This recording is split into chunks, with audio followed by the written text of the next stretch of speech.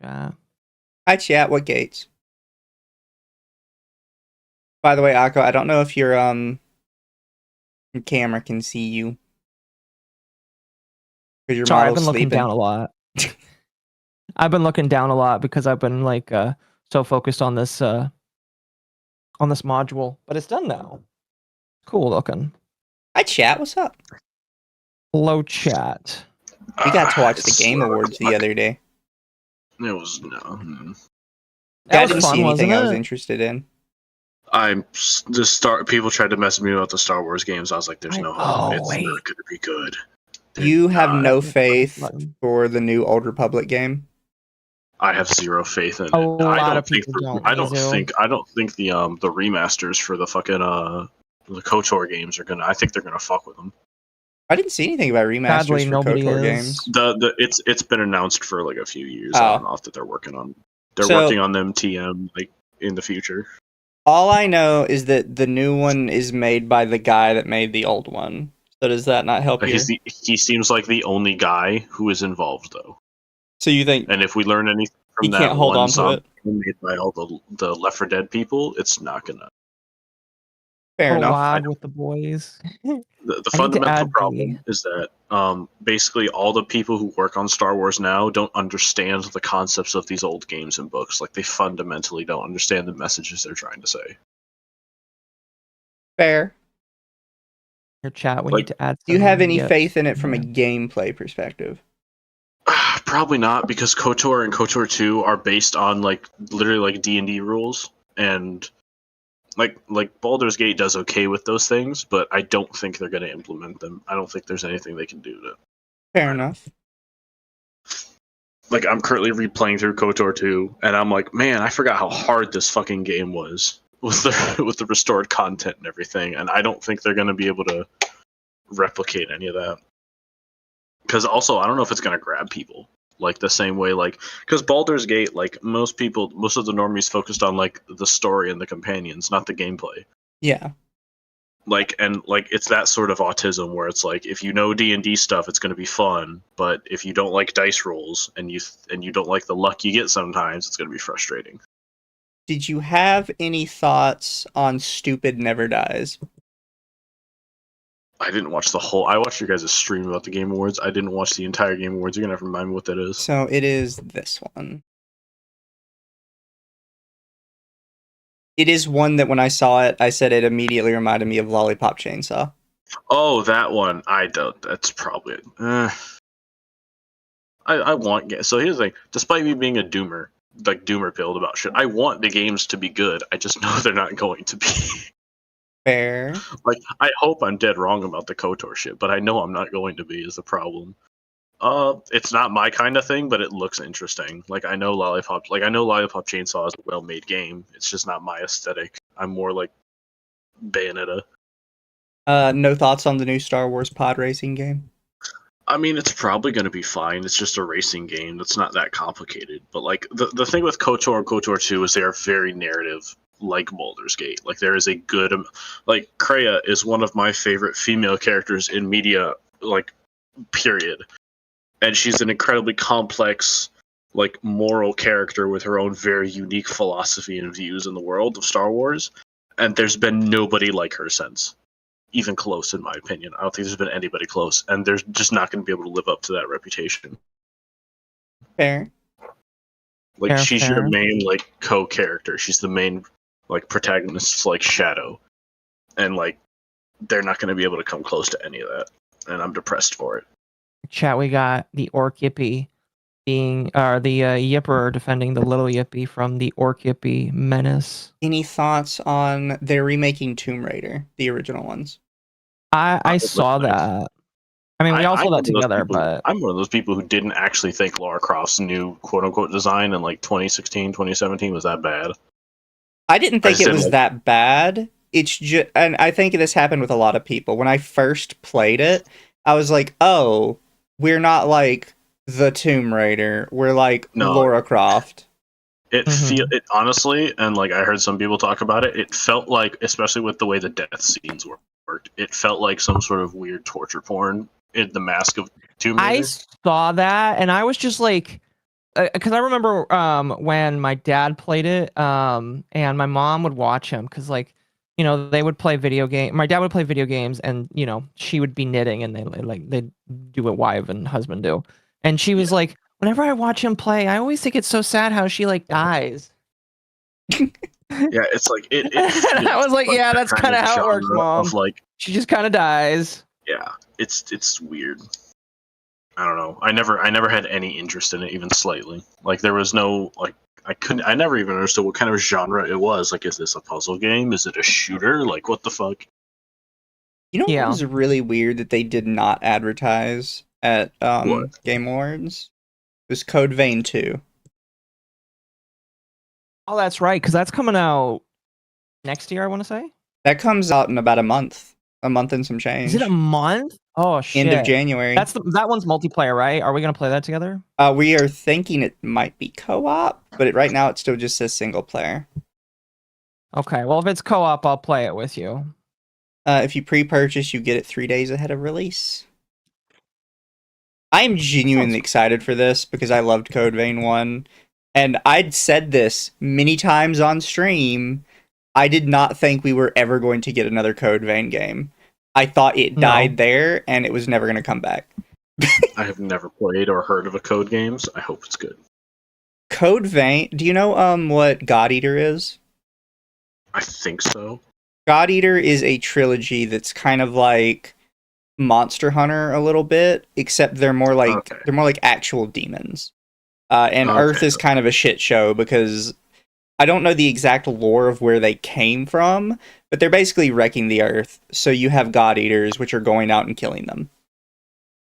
And Code Vein turns out at the end of the first game, it gets revealed that it takes place inside the God Eater universe.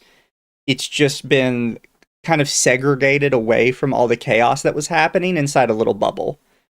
And the ending of the first game is you knocking down the bubble and realizing that all that shit is out there and like, well, fuck. Nice. I just saw someone in chat being like, Malgus is going to be race swapped to black and is also trans and is the real hero. I'm calling it out. You know what's funny? I like Malgus a lot. You know why? Because he's the exact person you would think of when a Sith who's kind of woke, who is like, actually racism's bad, but I'm going to use it for war reasons. Like, I have my army of super aliens because they're really good at fighting, and I'm going to beat everybody else up with them. And it's funny because he believes his shit. I don't think they're going to be able to do anything with him. Oh, so there is one game from the Game Awards I actually think is guaranteed to at very least be on par with everything else in the series. And that's Ace Combat 8. I heard about that. A lot of people seem to be very interested in that one, so it's probably going to be okay. I don't see, because of the way the series is, them managing to fuck it up. What kind of series is it? You fly plane, you blow stuff up. And it's like a fighter combat thing. A lot of the Ace Combat games kind of start off, because it all takes place in a fictional world. They kind of use, like, you can very clearly tell, like, these people are Russian, these people are European when they start, like, talking about it. But they always use, like, fictional terms and fictional nations and stuff, so they can kind of do whatever they want. But in Ace Combat, it starts out like a regular military simulator. Like, 9 times out of 10, you just fly planes and blow up other planes. And then at some point, California just pulls out a nuke out of the ocean, and you have to fight through this giant space cannon that just exists on Earth for some reason. Nice. Like, every single game just devolves into, what the fuck are we doing exactly? Wasn't this a flight sim? Like a de-evolution, yes. Just a slight one. But every single game kind of ends like that. It just builds up to, oh, we're fighting some kind of space cannon for some reason. Man, it's the third one this week, huh? That's pretty common in some of these newer games, you know? Code Vein 2 is an alternative timeline?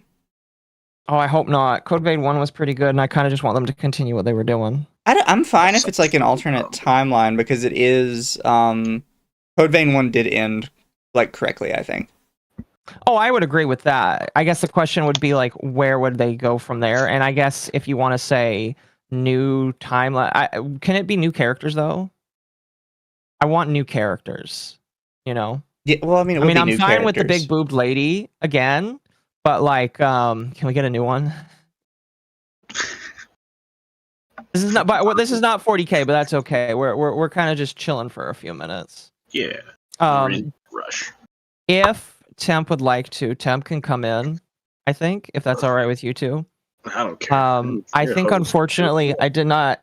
I don't think I informed the Swede with enough time. I mean, you added him. You added everyone in the group chat like a week and a half ago, saying, "Hey, we're still good for this." And I think I was the only one who responded. And the Pontius was like, "Hey, do you want me on?" and I was like, "It's okay, Pontius, not this week." Pontius is so sweet. Like, as a nice dude. Like, he DM'd me. He's like, "Hey, should I ask about this? I don't want to come off as like pretentious in the group chat. Like, I'm supposed to be included." And we're like, "Bro, you're fine. You can just ask. You're totally fine." He's like, "Okay, I just don't want to come off as pushy." He's a nice guy. You know, we're Italian. Like, I'm just kidding. He posts photos in his like Patreon chat of his server of his rescue kittens like every day, and it's adorable. Mm-hmm. He's got a puppy now they found in the street. He has a pup. Oh gosh, I hope he got it like clean. Oh yeah, well what he does is he's like he has a part of his house is like a volunteer shelter for like rescue cats where he gets them like like a little house trained, a little cleaned up and stuff, and then they go to foster homes or they get adopted. So he's constantly like rotating out cat like on his lore destroyers these past 2 times. One of the female cats who's been in heat has been like every like 10 minutes just screaming in the background, and he has to be like, "Oh, give me a minute." Oh no, that's and he has to go like calm her down. No, Atari chat. He won't wake up. He won't wake up.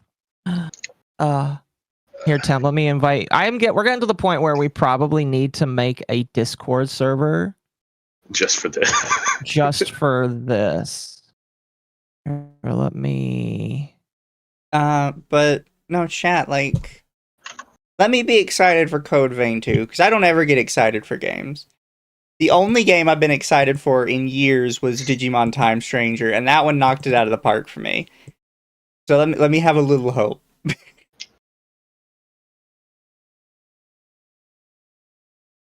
Oh, also, random side point, Bandai Namco is having a publisher sale, and there are actually a couple games in it that, if chat is interested, I would probably recommend, just because the sale is so big. Like, Ace Combat 7 is on sale for $4 right now. Code Vein is on sale for $9, so if you haven't played Code Vein, you have no excuse. It is literally costs no money. Tales of Arise is also on sale for $9. Alright, I gotta remake the room. Yeah, no problem.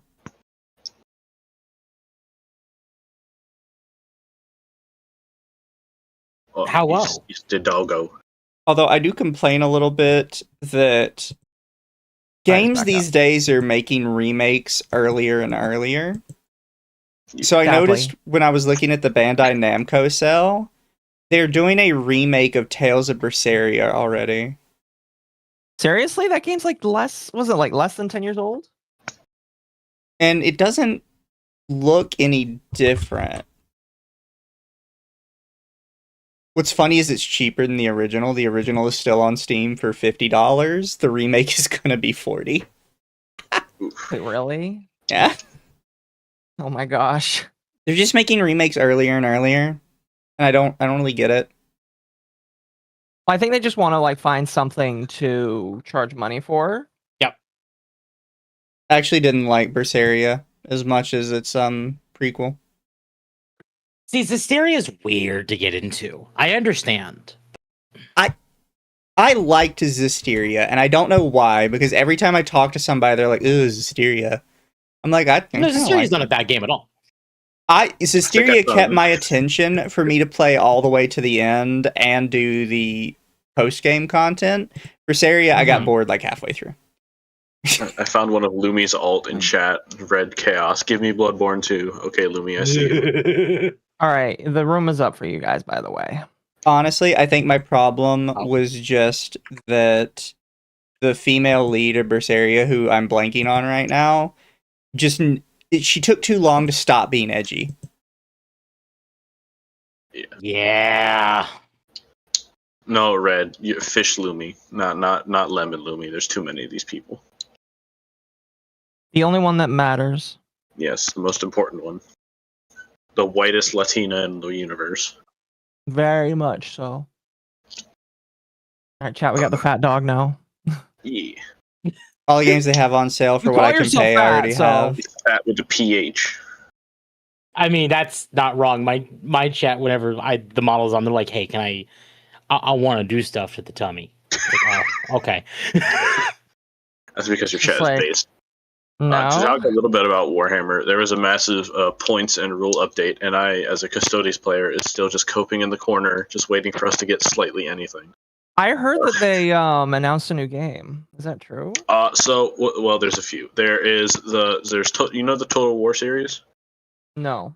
So it's a sort of top-down sort of unit strategy game, kind of like it's a strategy game, just basically. And they've released a Total War 40K version now. So there were already Warhammer ones, Warhammer Fantasy versions.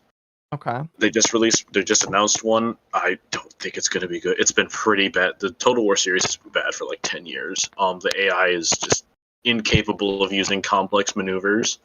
Like if you try and like withdraw like a group of swordsmen from another swordsman, if one guy gets tagged in melee still, they all just charge back in, and it's just it's not complicated, it's messy. There's no unit like formations, it's just squares and rectangles. Also, I have to trash it a little bit as somebody who has not even played it. Total War 3 AAAAAGH came out 3 years ago in February, so almost 4 years ago. Their most recent DLC is about 6 days ago. Oh yeah, Total War, Really? the Warhammer specific version, the Total War Warhammer has a horrific DLC practice. It's disgusting. Yeah, it does. And Because each when you- Total War Warhammer afterwards has essentially been a $60 expansion pack. Yep. Yeah, go ahead. Well, I was gonna say, case in point. Let me search up Total War 3. Atari's going to wake up right now because we're trashing one of his favorite games. He's going to yell at me, and I don't care. Okay, Is that actually my favorite of to it? He plays buy it, and he's all wrong. the DLC for Total War 3, The newest one, by the way, the most recent full price Is- release game. $406. That's with all the DLC. This is a $60 game, and it's still bad. The AI is still cringe. It doesn't work. The ranged combat is unnecessarily clunky. It doesn't work. There is no balance even slightly. I've never Now, liked I will grand admit, strategy. There are DLCs for 1 and 2 in the DLC list for 3, which is weird. Mhm. Yeah. But if you just want the Total War Warhammer 3 collection bundle, that is $132. So those games can be fun, music. The problem is Wow. that Total War had the Total War series was golden, and like you could talk with Arch about this more because he loves the series and Sargon and all them. They love the series, and like right around the release of Total War Warhammer, it just something happened where they just couldn't make good games anymore. Mhm. Well, Like- the thing is, I've never really liked any grand strategy. I like tactical, which is like single unit movements, and I like 4X, which is like kind of the grander, denoting like where a city goes. I've never really liked grand strategy. Yeah, it's kind of an acquired taste. The problem is that you have Total War used to have both things down. They used to have the unit combat good and the overworld like map movements and maneuvering good. And this is kind of like no company for some reason has been able to fill this niche of Total War. And it's every company that tries to either get really good like unit combat, but then the campaigns are ass, or they have really, really good campaigns, but then the actual combat is ass. And nobody can seem to get them both right, and nobody knows why. Also, Chaos 3 brings up a really great point. yeah, you go. Well, I was saying Stellaris beats Total War 3 in DLC wars. Oh, fair. Oh, yeah, but that's because Yeah. Stellaris is a better No, game, so I don't nothing care. beats Train Simulator. I think if Listen, you get all if I Train wanted- Simulator DLC, it's something like $3,000. Yeah, but the nice thing about that is, like, if you buy the train you want, you never have to buy a single thing again. Whereas, like, some of the units in Total War 3, some of the armies you buy are just objectively better. Like, Chaos Dwarves is still one of the best factions. Like, it's just objectively better. Fair. But I was gonna say, because Akko knows this, but I do this thing when I'm bored where I go on Steam and I just do Steam roulette. Oh yes. And go Yes, you through do. like whatever is on Yes. Steam queue, which is how I found out yeah. that apparently fucking PUBG has decided they're going to be an extraction shooter. Oh yeah. Wait, really? There's yes, a they new did. What PUBG is game this? coming out called PUBG Black Budget. Oh yeah. Black budget. That Everyone forgets PUBG exists, so every time someone brings it up, it's like, oh yeah, that game. Yeah, was my first battle royale game. apparently they're that having the closed the alpha first right now. Really? Yep, they're having it yesterday, today, and tomorrow. And then the other, it wasn't announced, but there's a new Owlcat story Warhammer game coming out called Dark Heresy, which I'm hyped for. Yep, that's the thing, and actually that should be entering early access soon. I might get into it. I got into the beta for Rogue Trader, and I have not been disappointed. Also, they're still coming out with. I love Owlcat's doing a fucking what's the No Man's Sky studio again? Hello Games. They're Hello doing a Games, Hello yeah. Games thing where it's like, hey, we only promised these 3 things, but now we're giving you guys a bunch of more shit we didn't promise. Here you go. It's going to be cheap Yeah. DLC. Like Well- they initially announced only 3 DLCs for Rogue Trader, and then I think like a year ago when they announced Dark Heresy, they're like, oh yeah, by the way, 2 more DLCs. Yep. I'm excited. Mm-hmm. And I still think they're doing DLCs for their Pathfinder games. Oh yeah, like they're still fully supporting all their old. Like Owlcat has a studio, has a unique concept called caring about the community, which seems to have fallen by the wayside. Of hey, these old games are great. Let's continue supporting them. You know why? Because people keep buying them, and we like these games. And Owlcat came out during the height of what is basically like the DEI standard that we were seeing. Yeah. Mm-hmm. It basically said, we want to push our agenda, but if we do that, we will lose customers. So we're not going to. Yeah. And like It's nice when in people Rogue recognize Trader, that it doesn't make there's them any gay money. romances, but it's not cringe. It's not lame. It's fine. Yep. Thank you Gay for the romance titties, doesn't chat. have to be cringe. The problem is that everyone makes it cringe though, and that's what's gay. Yes. Yes. Speaking of, no, I'm just kidding. They don't have genitals. Akko, the orcs aren't gay. Speaking of gay cringe, Atari is still asleep. Yeah, well, that's fine. It's okay. If he comes in, he comes in. But like, He's okay. I'll punish him later. He's probably fine. avoiding Not this like because of his recent bet he made for his stream about the orc art. Orc art. He's Was it getting art. orcs? Yeah, so I can't remember what game he played, but he was playing a game on stream. He's like, if I die more than Shadow 20 of times, Mordor. I'm gonna. Yeah, he's like, I'm gonna commission some art of Atari getting non-conned by a group of orcs if I lose too much. And he lost Jeez. enough. Atari's weird. Okay, give him a break. Oh gosh. He's like, European. listen. There's nothing wrong with being just a little bit weird. All right. Yeah, he's European. That's okay though. I feel like we can still have a decent conversation about orcs. He's gay and European. He's gay. And You said European twice, Mizu. No, it's a good song, gay and European. Gay and European. The British really? national anthem starts playing. Isn't that God Save the Queen or something? Yeah, but I'm making fun of the Euros. And now there's no queen. And now there's no. So who's God Now they have a saving? king. No, wait. Didn't they force the Not the king out? UK. No, I think he stepped down at this point. He stepped down. Nobody wants to be up I'm there. 90% sure. Was I supposed to buy a CMOS battery for this? For Oh my what? gosh. I bought a compute module, and it comes with a compute I/O board. Okay.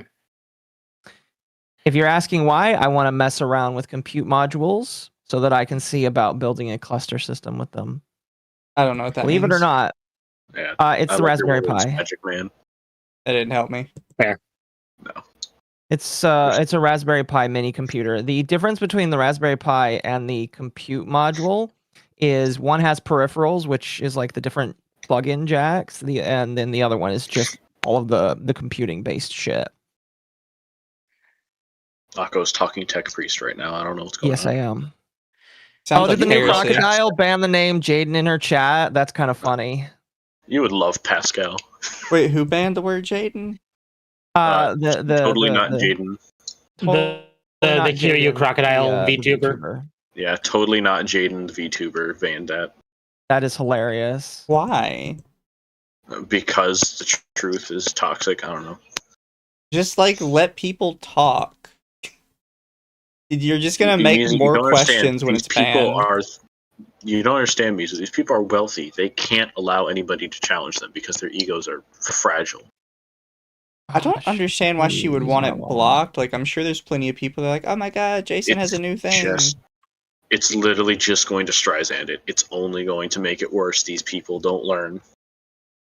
Well, and like, How do we know it's actually banned? I'm gonna be honest with you. if you try and enter the word Jaden, it would not pop up. It would just not go through. Yeah. Yeah, but like, I guess like I would have to see it for myself in order to believe it. I don't know.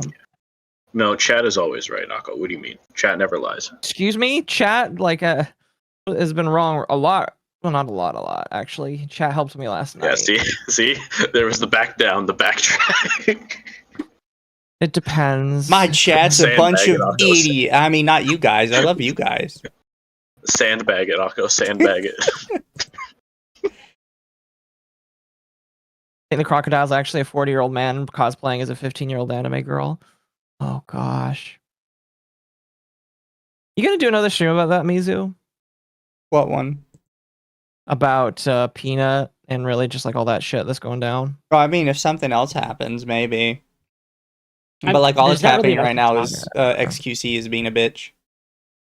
Well, that's a day that ends Is- in Y, Mizu. Exactly. That's why I wouldn't And- talk about it. Yeah. And there's not much to talk about with Peanut anyway.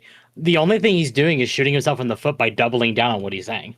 I Mhm. can't wait till Arcs Raiders dies and like he's gonna have nothing to play and there's gonna be a panic. No, where I He'll don't, go I don't back want it to. to, I like it though. He'll go back to what's it called? Tarkov. Tarkov. Yeah. Yeah, and then his viewership is gonna die, and then the excuse is gonna be, well, he was always at this Okay, high, and I was like, not listen. when he was a flesh tuber. Listen, do you think that all of his viewers are real? I think at least No, half of of them course are not. bots. Oh, easily half. Yeah. I think more than half. Well, because I don't know if you saw when we streamed this the other day, as I went to his Twitch stats. Yeah, and the graph. Yeah, and constantly during his stream, every like 30 minutes, he loses like 9,000 people, and then they I like guarantee, slowly like, come back in. I would view. I think his kick numbers are going to be closer to his like Twitch and YouTube actual users. Oh, his kick numbers are 1.5. Yeah, I guarantee that's It's like closer to 500 actual. to 1.5. So And the it's thing just is, like I I've didn't never want wanna- seen ironic. somebody go that high. Well, the thing is, I didn't want to be like the person that comes in and is like, "Oh, your followers are botted. Nobody actually likes watching you." But then I kept looking at like his stats. It's like, wow, this is really fucking weird. Have you seen like Yeah, the yeah. chat speed comparisons people have posted? Like, there's fucking nothing happening. I've had chats that had more interaction. Yeah, Exactly. Yeah. Like, there is Quartering, no, I've seen there. have more interaction than he does. like, it's so obviously fucking fake. It's not even funny. Like, he didn't even have close to these numbers. Like, and here's the people like, oh, it's his charisma, his persona. I was like, he didn't have these viewers when he was just a dude, when he was a flesh tuber. These weren't his views. So was there a point that he used his face cam, a face cam or some shit? He claims, as far as I know, yes. yeah, because there's a clip going around of when like Iron Mouse did one of her like opera concerts, and she did that one Destiny We All Live song, and like he faked the stream crash or something, and to not keep watching it. I didn't know that was him. I Yeah, just that's know that him. was a streamer. That's Peanut. Oh. As far as I've seen, that's what people keep claiming, is that that's Peanut, and he I don't know about that one. I saw that clip you're talking about. It does not sound like. Yeah, Peanut. I don't think that one was him. Twitter is probably wrong, but What a lot of people were saying was that Somebody was like, he did have a face cam stream at one point, because when they asked what he was before he was a P-tuber, he said, "Oh, I was a streamer with like a much more like realistic model, a much more realistic VTuber that looked like me," or something like that. Which was just him referencing the fact he used to be a face cam streamer. yeah, no. As far as I Yeah. know, but that's people. I'd have to look up the clip again to see if that's what people like. That's what everyone was saying. It was like, oh, this is Peanut, forever ago, faking a crash so he doesn't have to watch Iron Mouse's concert. to be honest, I heard that it was kind of. I don't hate Iron. Well, I dislike a lot of Iron Mouse right now. The fact that she got a Warframe deal like that kind of just upsets me because I know that in a couple of weeks she's not going to be playing Warframe anymore. No. Because she's not a gamer, at least in my personal opinion. Not really, no. I mean, I think it's also, just speaking about Iron Mouse, Connor has already gone back on his "I'm getting off of Twitter" thing like a day or two after he announced it. Did he really? Did he Yeah, go like, people I'm were done with posting Twitter, tweets. and then just... Him and Iron Mouse are like, we're taking a break from Twitter, and then he like got back on like I think 2 days later. I also got to say, I'm not saying love Iron it. Mouse is a bad voice, because obviously she was going to be an opera singer at one point. She has a good voice. We All Live Together was not made for an opera singer. No, it wasn't. No, It was- And it's not made with someone. It's not made with someone that high a voice. It was Like, specifically unironically made with was a just- chorus of people behind it in mind. That's the whole point of the song. So She it does doesn't not have sound the good. bass for it either. She cannot put the bass into it either. Like, and that's not because she's a woman. It's because she's not doing it. Because she's a woman.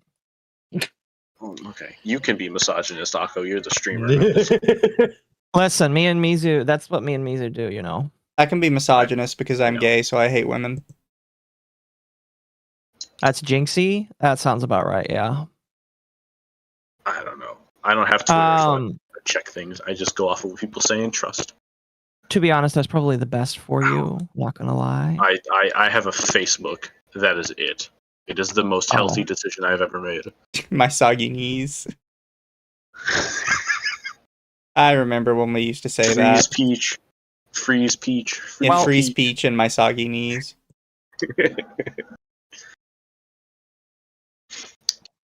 Ulfith in chat Well- is completely right. Chorus of blue-collar drunk people working 9 to 5. Yes, that's why I sing it at work.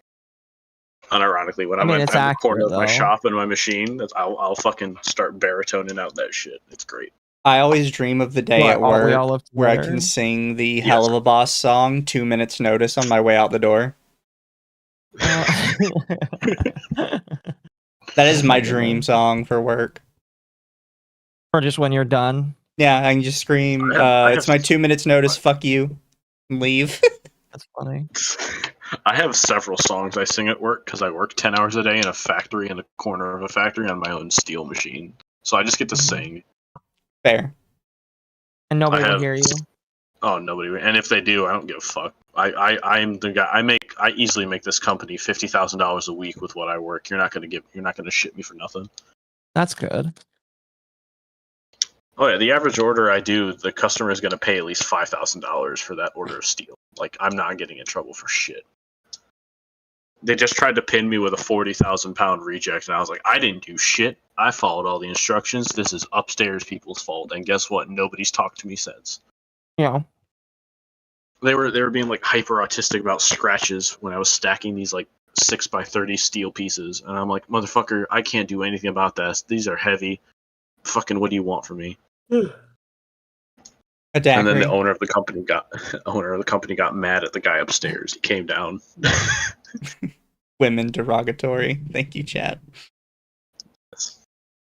Someone give that man a sub. Well, I think so. Tonight, we were going to talk about orcs Yes. as the next race, and then I told Mizu he could choose the next race after that. I want to talk we about know what he Necrons. thinks. And that's great. You know why? Because I know a lot about Necrons. Because I was We considering love buying the an space IRL. mummies. I wanted to buy a Necron army, and then I learned how expensive Warhammer was, and I was like, ooh. I like knights now. Well, So upset. New data slate where do you updates. want to start with talking about The orcs. the orcs? So my Well, knowledge of orcs is that orcs Yes, are let's like cover this. plants, more like mushrooms. So half So- half right, half wrong. They're like sentient they're mushrooms. kind of plants. They're Well, and orcs can make anything become real if they all believe it enough. yes and no. In theory, yes. In practice, no. So the orc psychic field, called the WAAAAGH energy, is what they call it. Yeah. It's all passive, and they don't really have any active control over it. The problem with like how people frame it is they act like, oh, if you just convinced a bunch of orcs that gravity doesn't work, then there's no gravity on the planet. It's like, well, no. orcs are also stupid. They're too stupid to convince of things like that. So if you just told an orc, like, hey, the gravity's not working, he'd look at you like you're retarded. He's like, of course the gravity's on. My gun falls to the ground, stupid human. What do you mean? So here's kind of my full understanding of this, right? Is that basically belief in itself is a physical force in the Warhammer universe. It's just orcs have a much accidentally stronger effect on belief. It's not accidental. It's built into them. They're an engineered race. So I don't know if you guys remember in the big Pontius video where he kind of covered everything. He talks about the war in heaven. Yeah, we did. It was like we did? Oh, that right. Yeah. Okay. Saba's taking talks a about break. something called the war in heaven. Tragic. Was that? Artemis for 2 says that Saba is taking a long break. Oof. Oh well. Sad. It was good while it lasted. That's kind of sad, but like you can kind of Bye, Sabers. Take a good one. I mean, she hasn't been streaming for like a month, so yeah. But so like the war in heaven was the Necrons and the Catan versus the old ones, the Eldari and the Quarks at the time. And so the old ones created several races to fight this war. The Eldar and the Orcs, but they were Quarks at the time. The Quarks are way bigger and like unironically more intelligent orcs. Like imagine orcs, but all of them are PhD certified and they know what they're fucking talking about, and they're the size of Space Marines at least, but probably bigger than that. The problem is, though, after millenniums and millions of years of no fighting, they've de-evolved, and so they're now all kind of stupid, but they still kind of understand how their weird psychic power works. So, like, if you open an orc gun, it's just kind of like a box of scraps, but if you give it to an orc, it shoots just fine. Like, they're one of my favorite, I think it's like a 10-year-old, like, thing, that some tech marines, like, or tech priests open up an orc buggy to, like, figure out how it works. And there's just like a rock on the inside with an engine drawn on it. Yeah. It doesn't it's work. Like that shit. It's like the understanding that like if you believe and there's a little bit more that goes into it, it just kind of happens. It's specific things too. So it's not just anything. The orcs have like genetic memory, but they don't know how to they can't consciously access. So like the WAAAAGH energy is density dependent. So the more orcs you have, the more powerful this like belief field is. Mm-hmm. Okay. So like there's critical, like you can like, and the Imperium does this to kind of cull. A WAAAAGH is essentially like an orc migration. You can think of that, where they just like go raiding solar systems, but there's a critical density before they can do that. And so the Imperium regularly monitors like mini WAAAGHs and will like cull them to keep them from getting too big. And you can mark like the stages of development of like an orc society before they become spaceborne, and it's based on population density and like a unified leader. Mm-hmm. So when you go ahead. No, you're go ahead. I was like, so like when you get to certain like 10,000 orcs, you'll start to see projectile weapons develop. 100,000. You're going to start to see vehicles and basic, or advanced weapons, rockets, things like that. A million orcs, you're going to get Gargants and, Stompas, Death Dreads, the bigger vehicles. And then you get to like a planet population, and then they're going to start developing spaceships. And this is all fueled by their WAAAGH psychic energy. And it's dependent on population density and also like if they're fighting. Like when they're fighting, it gets stronger. Well, wasn't there one story? I forget which orc it was. It was one of the more important ones where they went into the warp, but because they can't use proper warp travel, they ended up going back in time accidentally. Yep. I don't remember realized what you're talking about. Because of where they were, this important orc would go kill himself in the past and take his guns so he could have 2 guns. Oh yeah, so like I'm pretty sure. Oh god, what's the clan? So there's like orc clans with like certain themes. Like there's the Blood Axes, which are like orc commandos, but they're commandos in the sense of before that, like normal orcs would just scream and wail WAAAGH and charge the wall, but the Blood Axes won't scream first. They'll blow the wall up first, then they'll charge and scream. Mm-hmm. That's how they do commando raids. And then there's God, what are they? The gold chat, help me out. The yellow ones that are like insanely rich. There's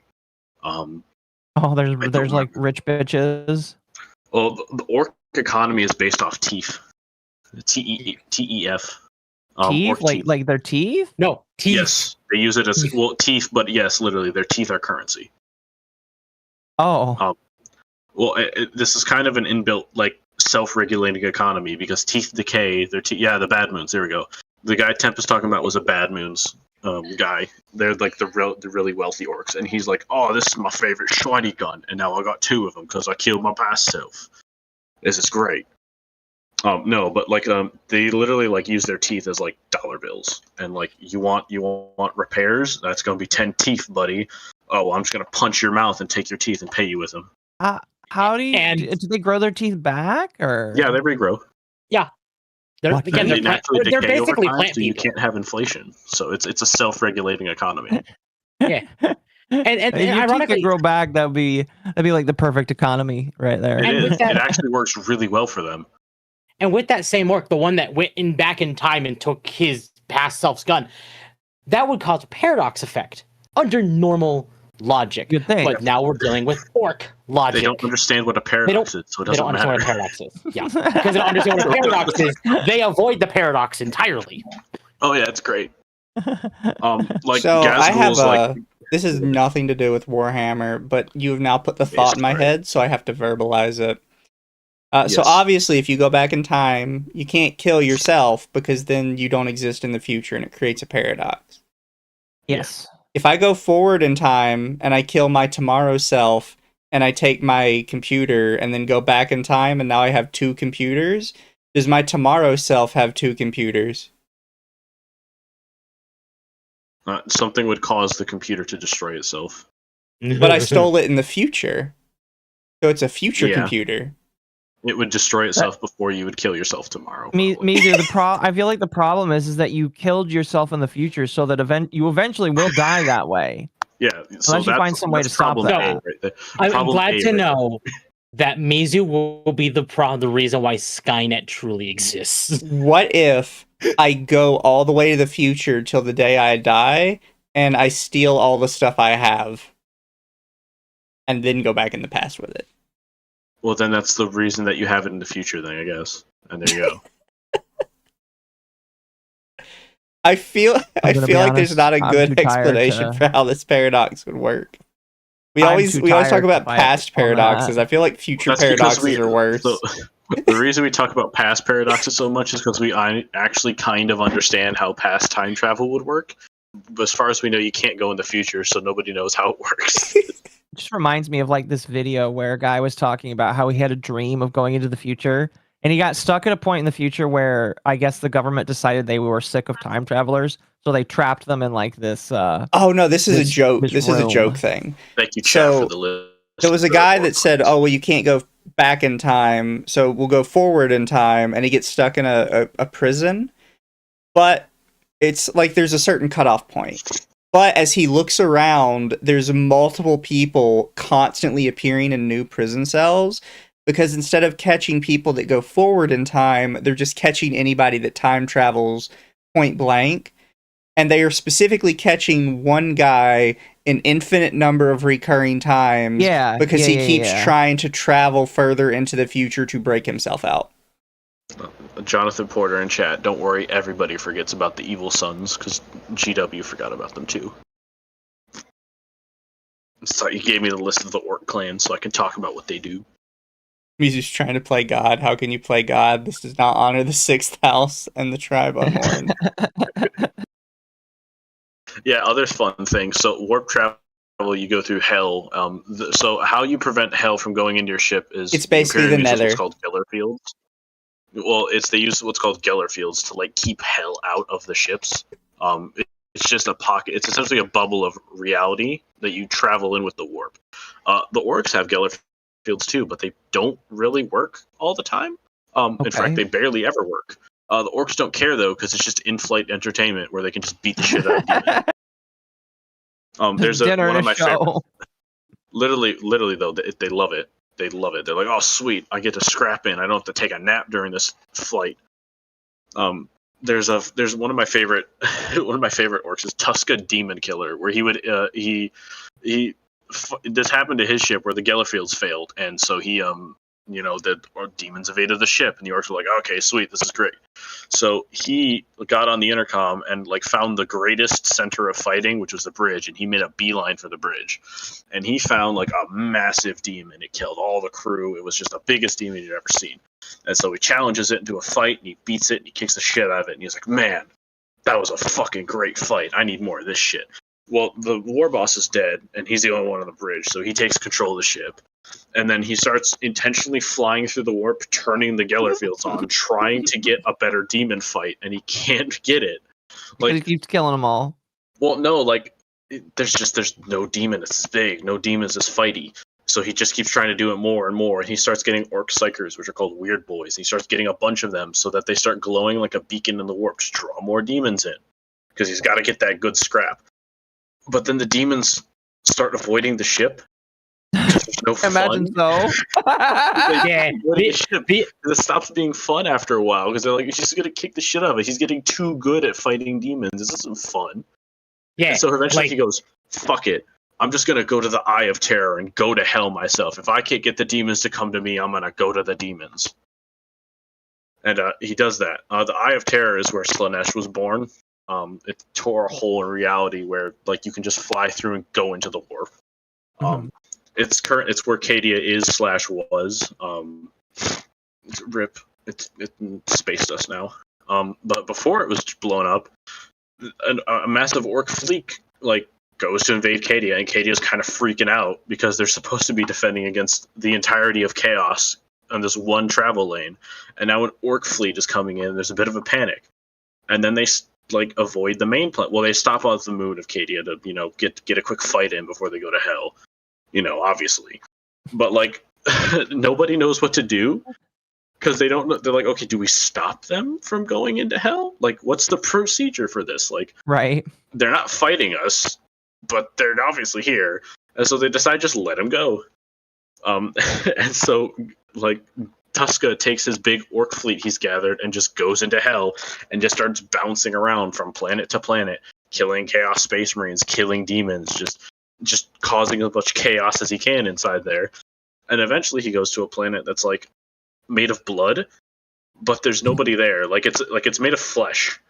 And he lands there and they start trying to find people there, and he's like, fuck, there's nobody here. And all his guys are starting to get bored, and they're starting to maybe be like, hey, you don't know what you're talking about, we're gonna mutiny on you. So he's like, fuck it, start stabbing the flesh ground, fuck it. And they start shooting and chopping at the ground, and all of a sudden bloodthirsters come out of the ground like antibodies, and they realize that the planet is a giant organism-sized demon. And so they're like, all right, fine, we're gonna keep stabbing the planet. And then a blood prince of Khorne comes out eventually, whose name I forget. And they just start having this massive fucking fight with all of them versus all of them. And Tuska fucking clips his nuts off with a power claw. This is a great moment.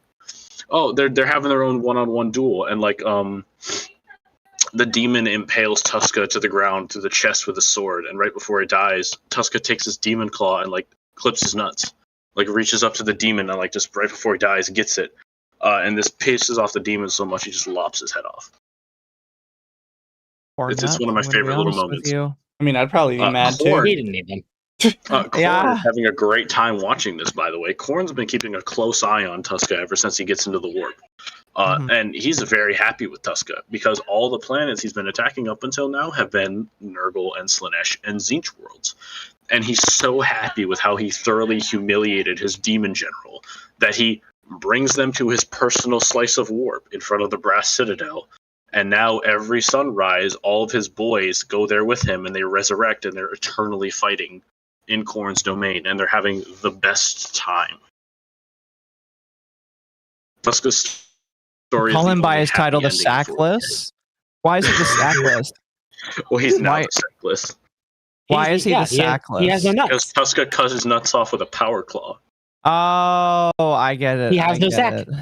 Yeah. Thus he is sackless. Oh, why are you playing that? Oh, it's great. It's the only happy ending because Tuska's currently there and he's having the greatest fight of his life every single morning. And I don't think the orcs can be corrupted by the warp and by chaos. It's happened like once, but this was like in Rogue Trader eras, and it's never happened again. And isn't it just because they're so stupid they just can't? Well, they also have their own gods, Gork and Mork. Gork, who is brutal but cunning, and Mork, who's cunning but brutal. You know, when because somebody mentioned that like the last time we did this. Yeah. When I heard of that name, I was like, that just sounds like Mork and Mindy. So the first thing that I think of is fucking what's his name and what's her name? Yeah, I just think of Robin Williams as an orc, and then whatever the female actor was. I could totally believe Robin Williams is the god of the orcs. He probably would be. Yeah, he just makes them laugh. Like they didn't want to fight him. Yeah. Like, oh, he's just funny, Humy. Yeah. I don't know, chat. Would that work? Would you be okay with that? Like he just dies and becomes an orc. No, but that's something like they regularly do is they turn off their Geller fields and warp travel so they can get a fight before they do the main invasion, just to keep their skills sharp. Mm-hmm. Yeah, it's one of the funny things. Another interesting encounter of the orcs. I believe they've had this one. I don't know if this was like something like a theory they could do, or they have done this. The orcs getting into a fight with Tyranids. I don't remember what this happened. It did happen. The fight has ended, I think, now. And I think the Tyranids won. So So how orcs reproduce is they reproduce. So they're not quite fungus. They're like half mammal, half fungus. Their blood and like most of their organs are the fungus part, and then they've got like regular like mammal muscles and shit.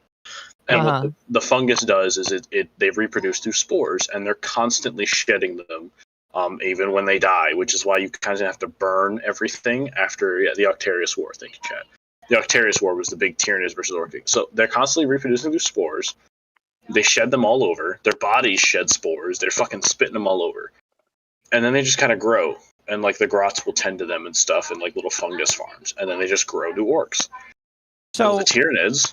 How does that work? Like the spores attract themselves to humans or other? No, they just beings? On the ground just grow. They just grow. Oh, they just grow. Like, they tend to they do it better in shade, but literally no, they grow out the ground like mushrooms, and then they'll open up. It's like that scene in Lord of the Rings during the Twin Towers where like the fucking Uruk-hai is coming out of the ground. And he's like getting the.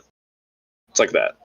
Okay, but this is one of those things that happened is with how the orcs work and with the Tyranids work. They basically constantly evolve each other, so they get stronger and stronger the more they kill each other. That's not even the worst part. So, like, the orcs are constantly growing. They're constantly creating new orcs. The Tyranids are constantly eating the orcs and creating new Tyranids from that. So it's just kind of a critical mass situation that was continuing to grow and grow and grow in density and combat. And the Inquisition was getting actually kind of concerned because both of them were becoming incredibly strong. And they're like, okay, what happens when one that wins? The orcs basically hyper-evolved the Tyranids, which made the Imperium go, no, stop, please. This was initially just supposed to be a stall tactic to get rid of Ghazghkull, but then they didn't die, and they're like, oh, fuck, okay, now what do we do? Yeah, it didn't work. I think in the Octarius War, the Tyranids eventually won out. I think Ghazghkull eventually had to retreat, because he's just like, and then wasn't that Octarius War before Space Marine 1? Because Space Marine 1 is obviously canon, yes. Ghazghkull is basically the main antagonist. Ghazghkull's not in Space Marine 1. Oh, who am I thinking? That's a different orc. That's a different orc. It's a different war boss. It's just for Space Marine 1. Okay. I could have swore that was Ghazghkull, but... No. Well, the guy dies, so no. Fair. Yeah, no, fair. Never mind. You're right. Fair. Like never mind. That makes so much sense. I don't think Ghazghkull's coming back from that one. I hate to derail us again, but I have upset myself. What'd you do? What'd you do? You know, a minute ago I said, like, let me just be excited for things. What'd you do? No, what'd you do? Apparently, Let It Die got a sequel that came out 10 days ago, and it's a fucking extraction shooter. No.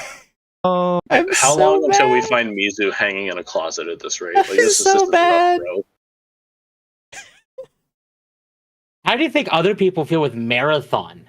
I mean... I'm waiting. Oh, they shouldn't be disappointed in that. That's the direction it's been heading for a long time. They're just retarded. Started as a story single player shooter, and then became whatever that is. I'm waiting for the trash fire that's going to be the KOTOR remakes. Apparently, so the reason they were going to be so bad originally was because the lady heading it was said she was openly going to make it super gay and woke, and then she got fired. She got fired. Well, I actually made the theory That's actually why the game is in development hell, because she had infested it so much they had to flat out reboot the whole project. Which is dumb because it was already if you want to just do woke points, it was already pretty woke, but it was a good story, so nobody gave a shit. They hired Cartman. Yes, chat. The lesbian cat romance was in the game. Like nobody needed to write that in 12 years ago. It was fine. Well, back then it wasn't like you're forcing it down people's throat. It is an RPG in an ever expanding world. It's not like you're doing it for agenda points. Yeah, I know, but like I still don't think it's going to be good. I still think it's going to be bad. Mm-hmm. I don't know. I'm still excited. As long as I hope I'm wrong, but as long as FOTOR is... What'd you say? FOTOR. So Knights of the Old Republic, KOTOR. Yes. Fate of the Old Republic, FOTOR. Oh, Fate. Oh, the new one. Okay, I see. Yeah. It's going to be bad. It's not going to be good, Tim. I don't know. We'll see. As long as the story can be kept to the same degree of like standards, I'll say Jedi Fallen Order or Jedi Survivor will be fine. Those stories are okay. Those stories are not KOTOR or KOTOR 2. They're not great, but compared to what Disney has done, they are the closest thing to have felt like what George Lucas Star Wars was. So the reason it's going to be bad, and this is going to, there's the old canon that KOTOR and KOTOR 2 are based on is gone. So they're making everything from scratch. All the new Old Republic stuff has been bad. So it's just, there's no structure. Again, it's going to be cringe and gay. Sadly, as much as I want to agree, we are in a state of we have to wait and see. Because if it's good, great. If it's bad, that's expected. Well, I hope I'm wrong. I hope I'm dead wrong, but I know I'm going to be right. Yeah. Like I had a max level character in SWTOR for several years. I know how bad the story is going to go. I wanted to play SWTOR so bad. Just play the Imperial Agent. It's the best story. That's all you need to play. But I like playing games where I can show my character off. Like no helmet, unless I can like show my character, the one I've made, do that. off. You can do that. You cannot do that unless you give them money. Well, you just pay for $5 thing, and then you get the full customization. Right, but the fact that you have to pay it all to have your helmet off in the I think they made that free eventually, though. I think they made the customization. Last time I played, that was not free. When was that? Hold on. Let me see. Okay, so if it's that old, then I think it's been changed. Star Wars: The Old Republic. Yeah, because it's not on my Steam library.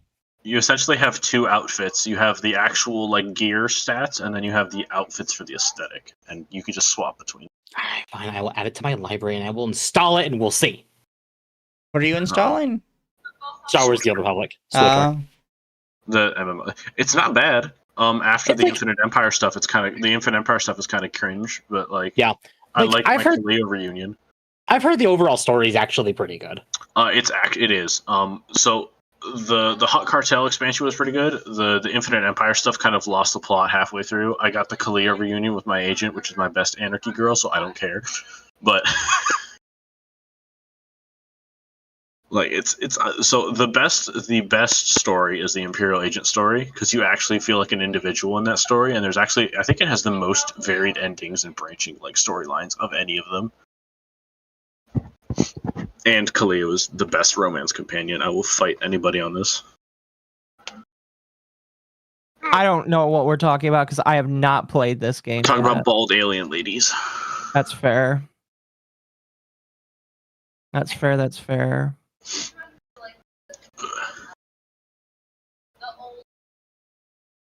Speaking of I would love to play KOTOR 1 and 2 if I could run them on modern machines. You can. Is it really that hard? They're old games. It's a little rough. KOTOR 2 has mods on Workshop that fixes this, but KOTOR 1 requires more finagling. What I want is just be able to boot it up and it works, but we can't do that these days. KOTOR 2 is more stable. You don't even really need mods for it unless you have like some weirdly super high-end shit. And even if you get the restored content mod, it fixes that. Yeah. Which is kind of why I was actually excited for the KOTOR remake. It's like, okay, don't make it awful, but if it's good, awesome. I don't think it's going to work. I think it's dead, honestly. I'm wrong. Well, okay, hold on. I don't think they're going to. Counter argument. Maybe it's good. And it kind of leans back into the Warhammer discussion because it is being done by Saber Interactive, which It's did being face by Rage. one dude. It's being by one dude. Well, There's one dude. It's that. What was that zombie shooter that was quote unquote made by the original Left 4 what Dead was he? team? Yeah. No. Oh wait, no, Dead by Daylight. No, not Dead by Daylight. That's different. I think so. Yeah. Back for Blood. It's gonna be Bat for Blood. It's gonna be that situation where it's like, oh, it's the original studio, and it's one dude. Yeah. Yeah. Well, did you hear they're doing another version of the Back for Blood? It's a different game, but like it's the same sort of from the creators of Left 4 Dead thing. I think they said that announced that at the Game Awards. Yeah. Yeah, they did. I just sat there. I was like, hey, I had the Marty McFly and I went, hey, I've seen this before.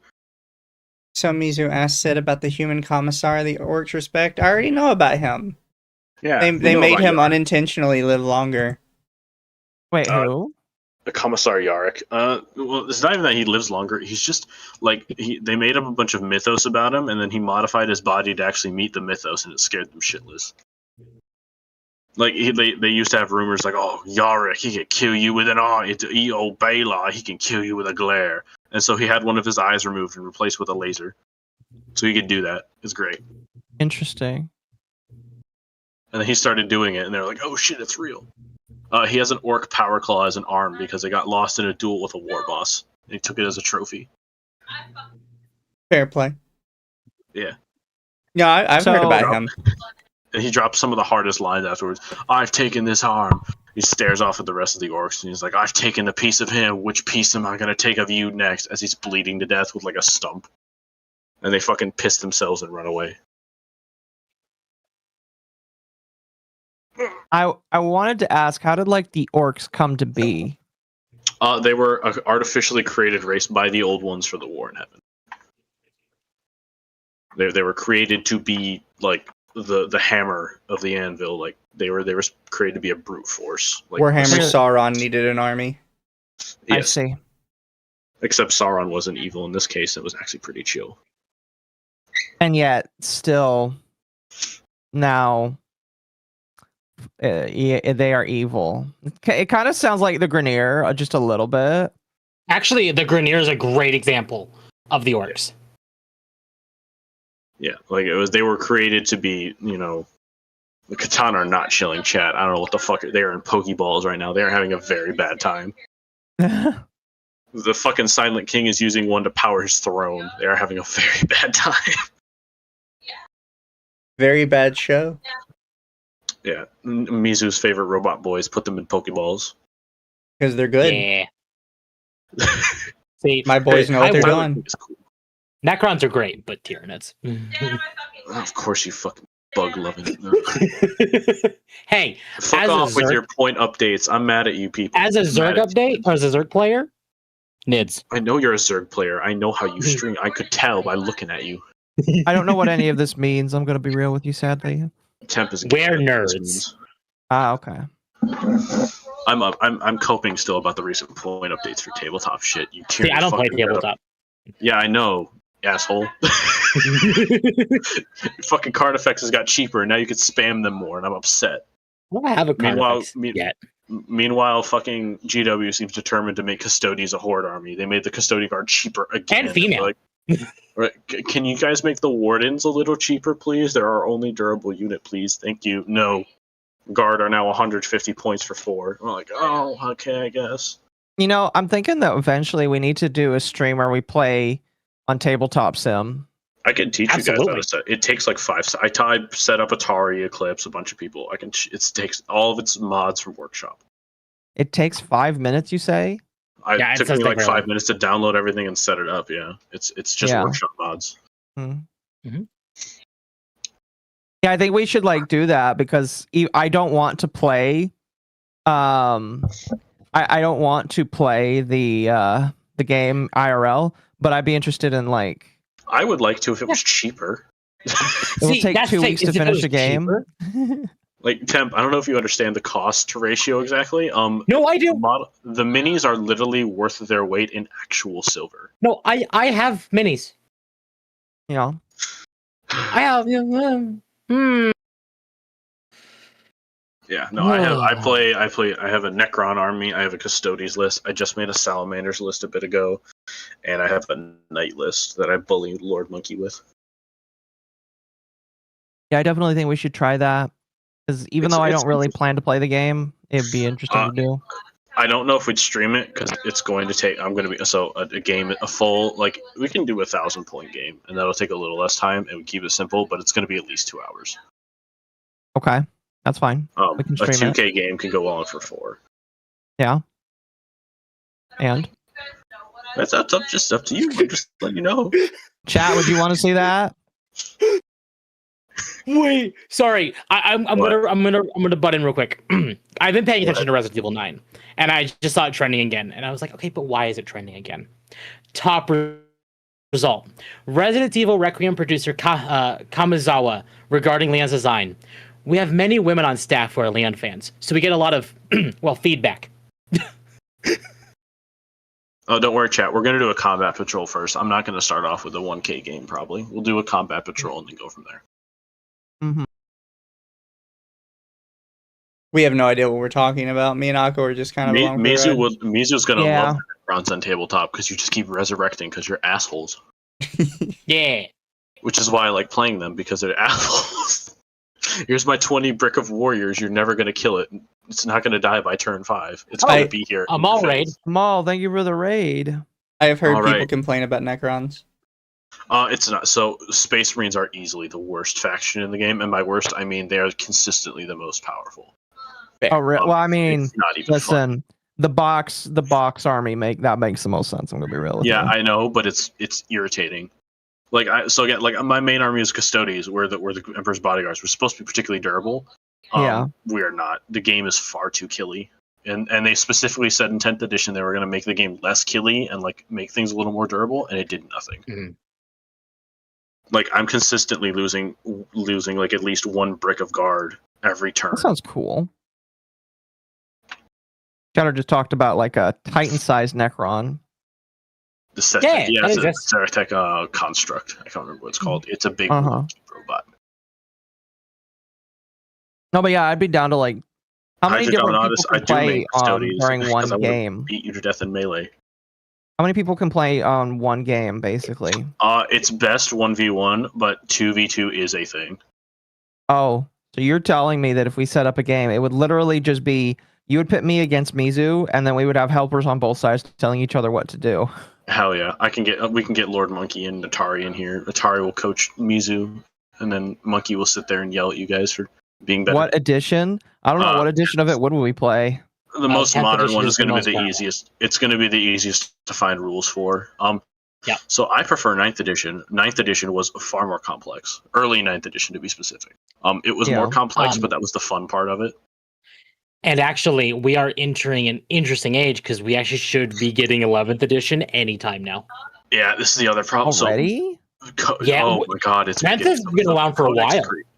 10th has been out for like 2 years. Jeez, I don't know what it is, but I keep getting into things when they get new shit. I don't know why. Here's the problem with that statement. It's been out temp. Like Knights just got their 10th edition codex though. Oh my god. We just got our 10th edition codex. To be fair, Grey Knights don't matter anymore. Thank you for the 5. No, Knights. Regular Knights. Robots. Oh. Yeah, we just got our 10th edition codex like a few months ago. Like this is the problem. The codex creep it's a phenomenon where it's like you'll come out with your codex at the start of 10th edition and it's going to be really powerful, and then by the end of 10th edition it's going to be nerfed to the ground. Yeah. Mm-hmm. And that's how it happens. Like AdMech were stupid strong at the beginning of 9th, AdMech and Necrons, and by the end they were one of the worst armies. Yeah. Wapedia still has 9th. Wait, there's a Wikipedia for this called Wapedia? It's a Wikipedia for the tabletop. It has all the data sheets. It has all the rules. It has everything. Do they call it Wapedia? Yes. That is amazing. It's great. It has all the data sheets. It has all the rules. It usually gets updated pretty quickly after like a points update. Like there was just a data slate release for point adjustments, and it was updated after a few days. That's amazing. I absolutely love that. Chat for 2 says we should play strip poker on Tabletop Simulator.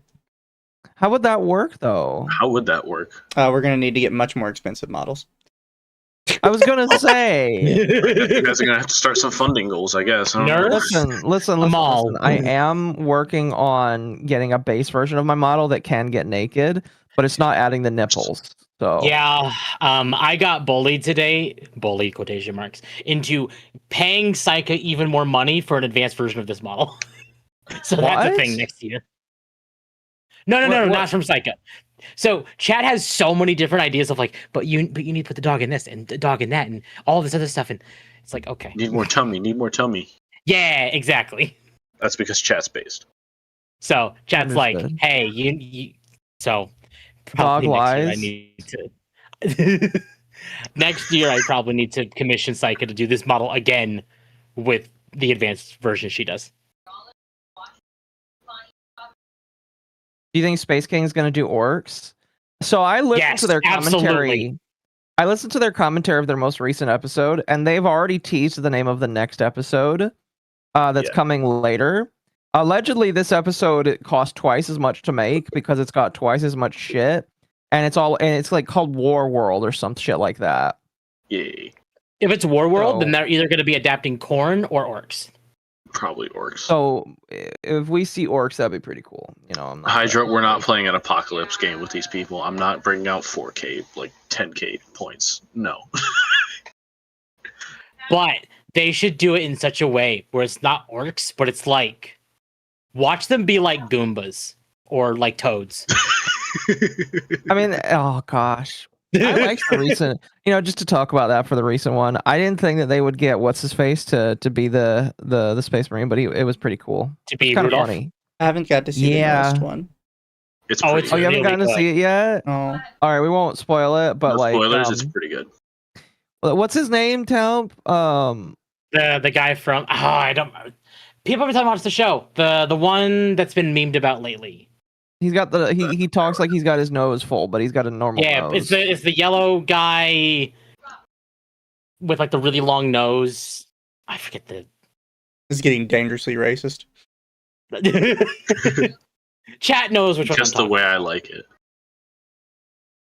The meme that they did during the episode was really good. Yes. The one about maybe we're the bad guys. Yeah, Smiling Friends. Yes, it's Yeah. Smiling Friends. Yeah, isn't it? What's the name of the actor? Because like I Zach know him from Hadel. that YouTube channel. Yeah, him. He like features in an episode, and he did a pretty good job. Just know that the character he voices has like a nose. Wait, he was in. He was in Space King. So He was in Space King, recently, yeah. he's been in Has Been Hotel, Space King, and The Amazing Digital Circus. Wait, what was he in Space King or Has Been Hotel? He was a guy that loses all of his money in a casino and just starts screaming about, "It was my Oh, life that guy is- savings! Oh, that's right. That's My right. hell mortgage. My hell mortgage on my hell house!" Yes, Tape. So if any of you guys are interested, Tabletop Simulator is like $20. It's not. Yeah, expensive. I think I everyone don't here know has it. I don't, but I'll have to get I'm it. just talking. I'm talking to chat because Tape was like, "Ooh, I should get it." It's like, yeah, it's $20. All the mods are free. There's a massive server community for it. It's TTS Miniature War Games. They've got. Massive I'd like to remind people community that mentors. $20 is full price. Yeah. To be fair, though, the modding community of this game, I mean, it pays for itself. Oh yeah, like I said, there's a I'm in a TTS Miniature War Game server where we just do Warhammer stuff, and I think it's like 8,000 people. Mm-hmm. Like easy, like you will find teachers and mentors and people to play games and all that shit. Yeah. No, I needed a rant about the tabletop because I'm upset. If you're looking for Tabletop Simulator on a sale, we should be getting the Christmas sale pretty soon, and I promise Christmas you it will sale is go on probably sale. gonna be like $10. Yeah. Tabletop Sim goes on sale very frequently. Oh yeah. No, I had to rant about tabletop shit because I'm upsetty spaghetti. You know, Yeah, my points are all over weird rule changes. Ironically, a lot of the Space Marines got fucking point reductions, which made everyone really confused because they just released a new detachment that's the strongest in the game, and now they're better. what does that mean? Point reductions. So each model is a certain value of points, and you build an army based around a total point value. So like a squad of intercessors, of 5 intercessors, like 60 points. So Okay. what they tend to do to balance the game is adjust the value of units to make them more expensive or cheaper to encourage you to take more or less. Mm-hmm. And they just gave fucking they did some fucking Space Marine buffs where they made I think they made the Vixus Guard cheaper. They made eliminators, eradicators cheaper. They made a bunch of really good units cheaper. Yeah, it's rough. Yeah, it's a buy system. If you've played Total War Warhammer like multiplayer, it's kind of like that where each unit costs gold. Yeah. I have not. Yeah, it's so basically like each unit costs a certain value of points, and so tournament lists are 2K. Some people play at 1K because they're a little smaller and a little faster. Combat patrols are around like 500 points roughly, but they're not based on points. They're basically like pre-made armies for like new people, but they're like really small, and they're supposed to be small games to introduce you.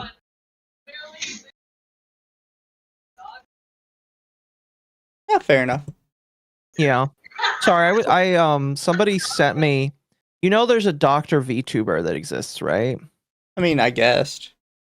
He's complaining because of a video title from Kiara, excuse me, of HoloLive. The title is Kiara asked the Dr. VTuber to diagnose her, and she isn't satisfied with the answer. And he's like chimped out because of the name of the title of the video. And they're like, it's a joke. And he decided to write a book about why he's upset with that. Is he really that mad? Yeah, I'll send it to you. Oof, that's a little rough. What a baby. Honestly. I don't like doctors, so you know, it's whatever. Akko comes out as anti-vax. Only against COVID. Well, Twitter heard that. I mean, why wouldn't you be anti-vax? Aren't diseases bad? Yeah. You don't want to get diseases. Are you pro diseases, chat? Come on. What's wrong with you? I am anti Candace 19. Is that what we're calling it these days?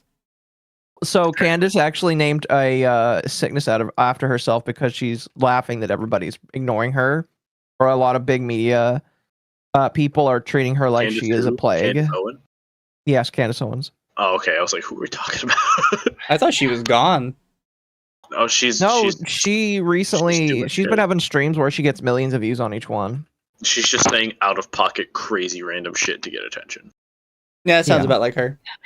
Like imagine like fucking Alex Jones but without the charisma. Fair play. Like yeah, it's like it's basically a woman. It's cringe as fuck, yeah. Yeah, it's just one of the things that like I listened to her say recently is she was again ripping on Erica Kirk, because there's a lot of conspiracy theories around Charlie Kirk that she believes, and one of the things she decided to say is this is why women should not be CEOs, in reference to Erica Kirk. And I was just sitting there like, don't you own and operate your own TV show? It's so bad. Don't you girl boss your own TV show? She has been. I received text that morning from Charlie saying he knew he was gonna die, and everyone's like, proof, and she's like, eh. Yeah, she seems like kind of a shitty person from everything I've ever seen. She is not being a good person, and like again, every single claim, everyone's like proof, and then there's like radio silence. Yeah, like Charlie Kirk. I don't remember the name of his organization off my head. They've asked several times, like, hey, yeah, they've said several times, we will fund a whole stream and you will air this all out on stream if you want to. Like, we are inviting you on, and she has refused. Yeah, like she was initially like sure, and then she's like, nah, bro. Oh yeah, she was like, oh yeah, I'll do it. I'll prove you all wrong, and then nothing happened. And then they were like, hey, do you want to come on again? Because they're alleging like they were behind. They knew about the assassination. And they wanted to get rid of Charlie Kirk. And they're like, okay, do you want to come prove it? And just nothing. Yeah. It's like tomorrow, I believe, actually, that was like they invited her. And she just said no. Yeah, it's sounds like it's her. Just a constant. It's a stream of my sources I made it the fuck up constantly. It was quite interesting. I'm gonna be again. Like, what's funny is I was listening to, and I really don't care about who the politician is or what side it is, but I like listened to a guy just be like spend 40 minutes debunking a lot of the stuff that she uses as proof. I get I guess we're talking about this just for a couple minutes. Is that okay with you guys? Yeah. Yeah. Okay. So one of the conspiracies that I guess people are using as proof that like the guy was helped by the FBI is so he was using a very big rifle, and it's one of those kinds of guns where you can disassemble and put it back together with a specific wrench. Yeah. And people were saying that like he must have had help because he jumped off the building with the gun and he didn't throw it off the building because of how big it is. And she tried to use it as like, oh, he obviously had somebody help him assemble and disassemble the gun. And it's like easily disprovable because there's like footage of him walking around like waddling almost as if he's hiding the gun in his pants. It's just a bolt action. It's a synthetic stock bolt action 30-06. It's not. I sold these to like fathers getting their kids their first bolt action. It's not. Yeah. No, well, it's not even that it's heavy. It's just that it's a long boy or just a little bit of a long boy. It's a long barreled. Like, yeah, it's gonna be awkward, but like, okay. He wasn't exactly, you know, a graceful ninja assassin. He almost fell off the building when he climbed down. I saw the video of it. That the other thing that she was trying to do is like, oh, this is proof. Is like she tried to say that it was really hard to climb the building, and then like I saw a video by this guy that I watched.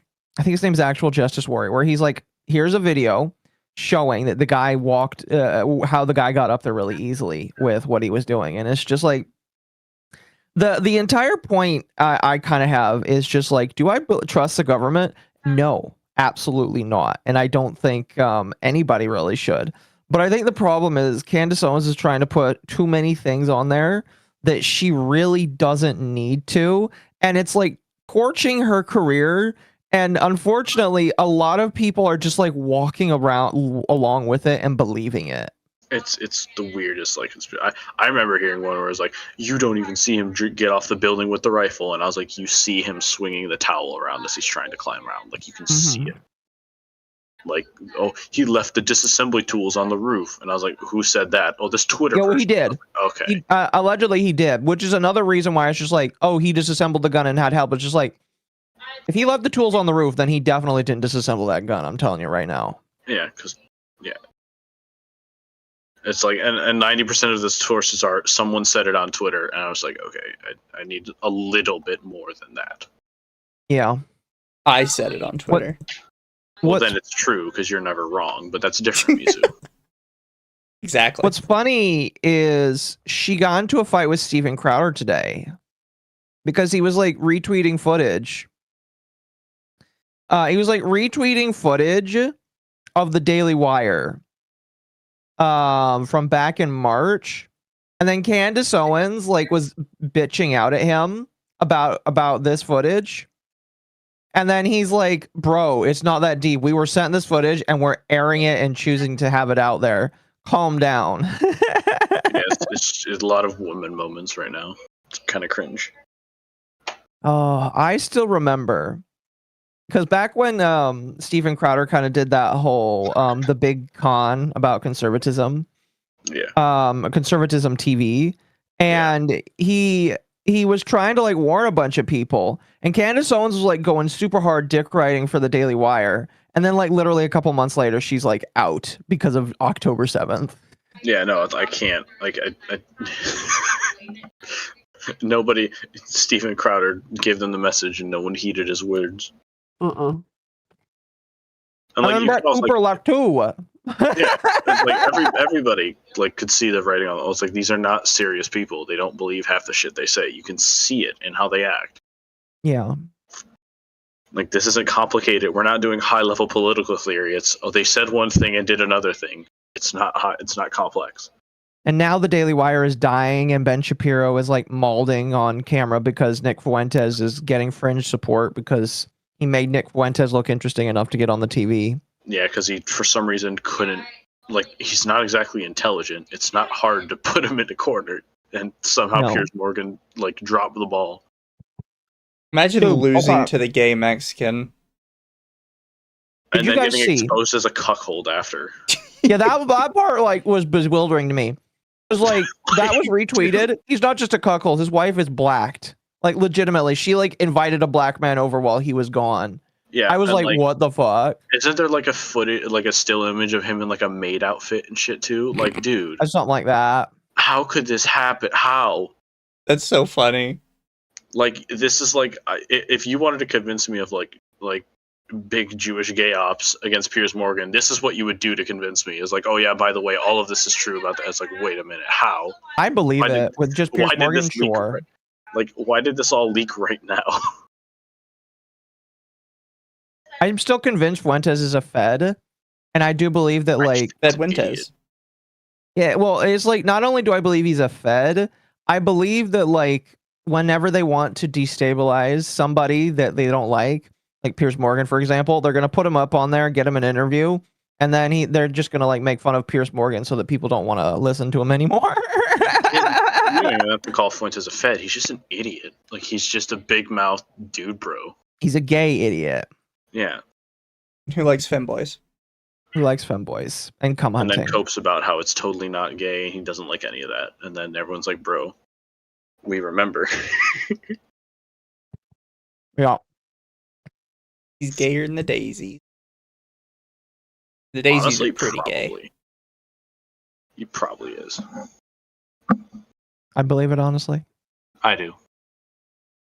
How much of a loser does a guy have to be to let his wife have? See, that's the thing that's always confused me. Because again, I've been into some weird stuff, but I've never ever been like okay with cuckoldry. I've always found that to be really weird. Because like there'd be sometimes when I talk to these people that are also into it, it's just like, how can you reconcile the idea that you could have a girlfriend that would fuck another guy? And they're like, oh, it just sounds hot, and I was just like, it does not sound hot, man. Sounds like a lot of cope. That does not sound hot. If I have a woman, she ain't touching another man. It sounds like you got cheated on and it affected you very deeply. Yeah, it sounds like something happened and you need a therapist. Something like that. You don't understand. It's hot when your girlfriend cheats on you. It's like, what? You okay? Do you need to talk? Did you know I was abused when I was a child? Yeah, I can tell.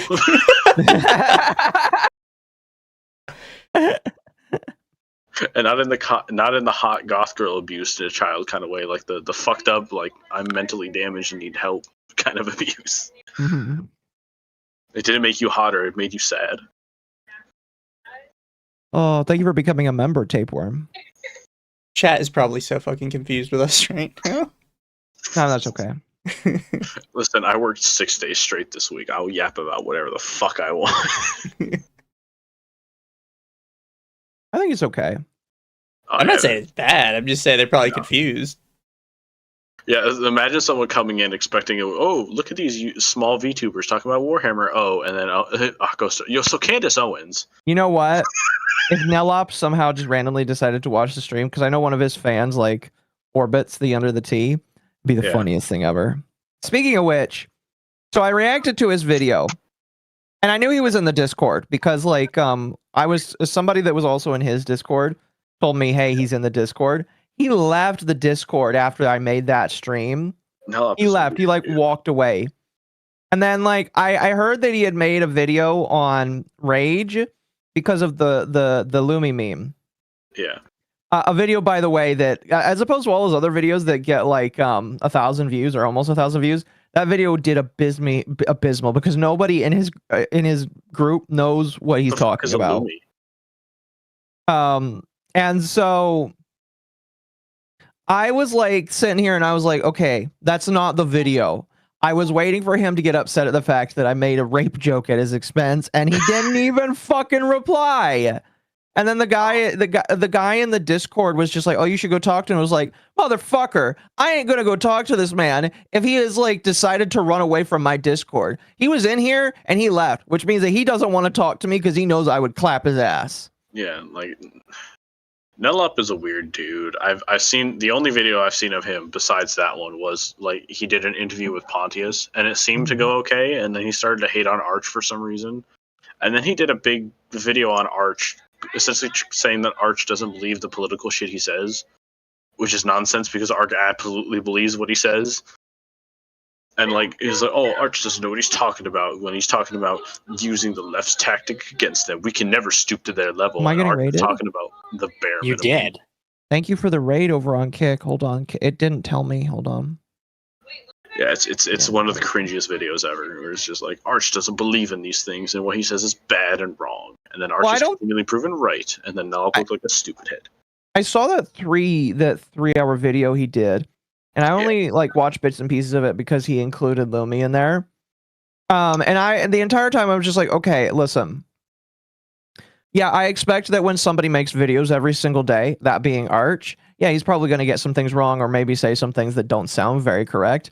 And I'm sure that like if you approach him as a normal human being and say, hey, man, I think that you might be wrong about this, he might fix it. Because I don't think Arch is one of those kinds of guys that will just ignore it unless it literally is somebody like Nelop. No, he for a while he was singing the praises of Dispatch, and then there was the recent like expose that basically all of the success seems to have been a complete accident, and now he's kind of black-pilled about Dispatch 2 when he initially was super excited. Because like they did the article talking about it, and they're basically like, we don't know why everyone was so nice as Robert. We don't know why everyone was so nice to Invisigal. We thought you were going to be assholes. And Arch is like, why would we be assholes? That happens a lot with those kind of games. Apparently the devs were really confused. Everyone was very nice, and they were like, "Why didn't we gave you guys the options to be rude? Why didn't you do it?" Right. This is the thing, right? Where like a lot of devs don't seem to understand this. Even some of the most hardcore like role playing people will get into games like that, and they'll be like, "Well, I don't want to be mean." Like even if there's no consequence to being mean, people will be like, "Yeah, I don't really, you know." Like I'm playing Rogue Trader again, and I have the option to be the most Bible thumper, burn the school children options, and I'm sitting here like, I don't want to do that. The one I always think about is like, I know it's not the best example, but I really enjoy playing Skyrim.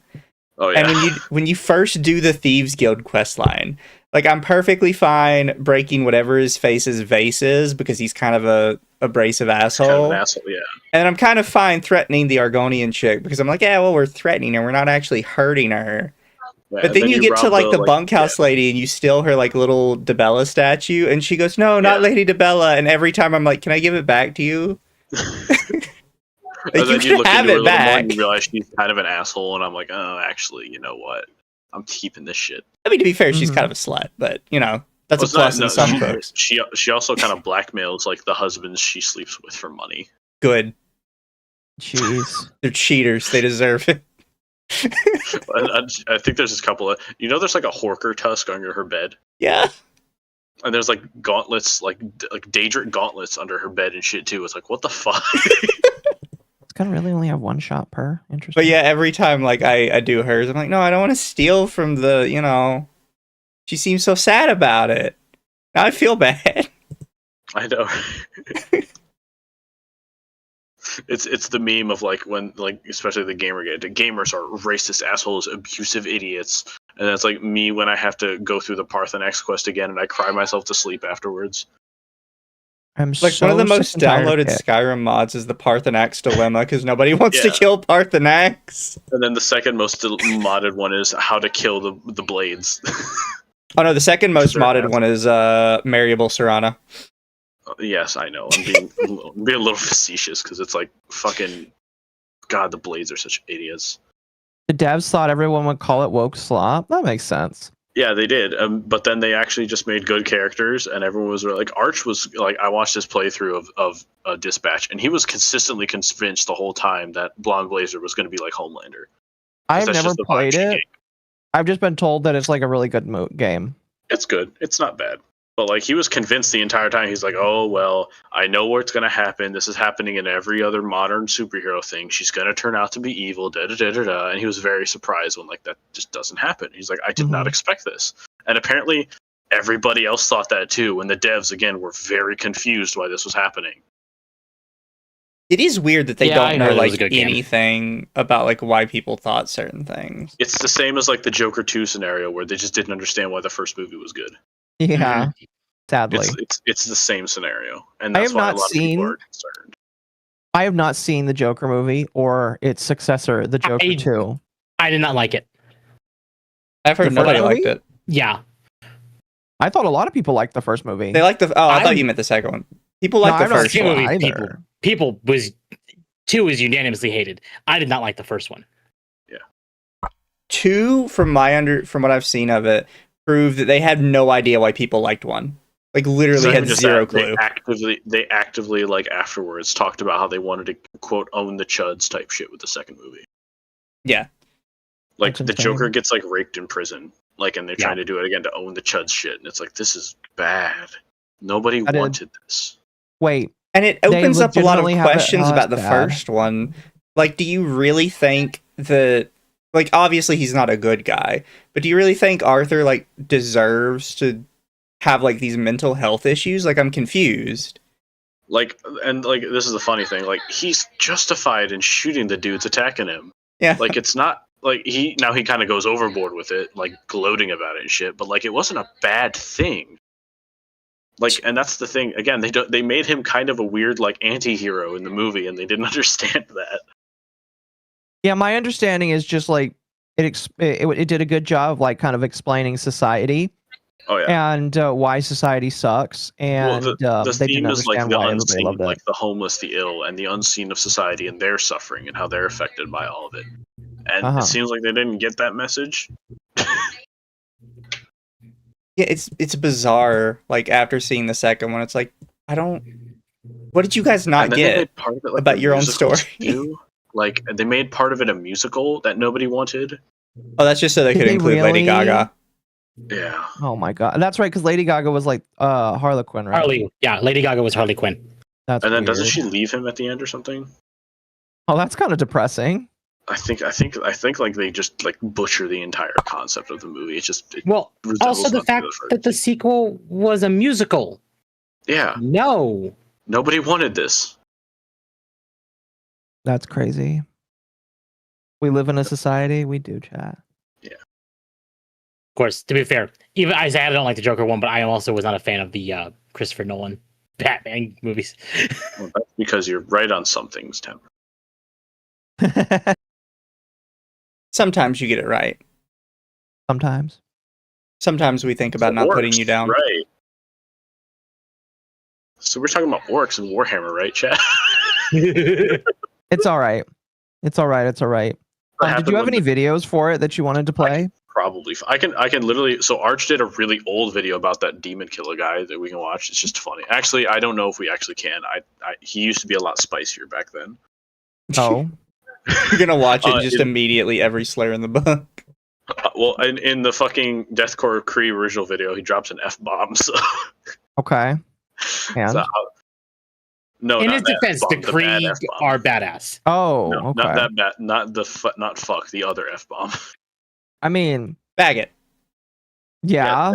Hey, listen, here's the thing. As long as it's not overused, I don't care that much.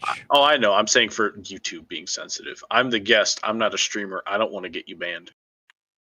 I say it like once or twice a stream sometimes, and I've not yet been hit. I say it every single time somebody mentions that it's said, and they won't say it themselves.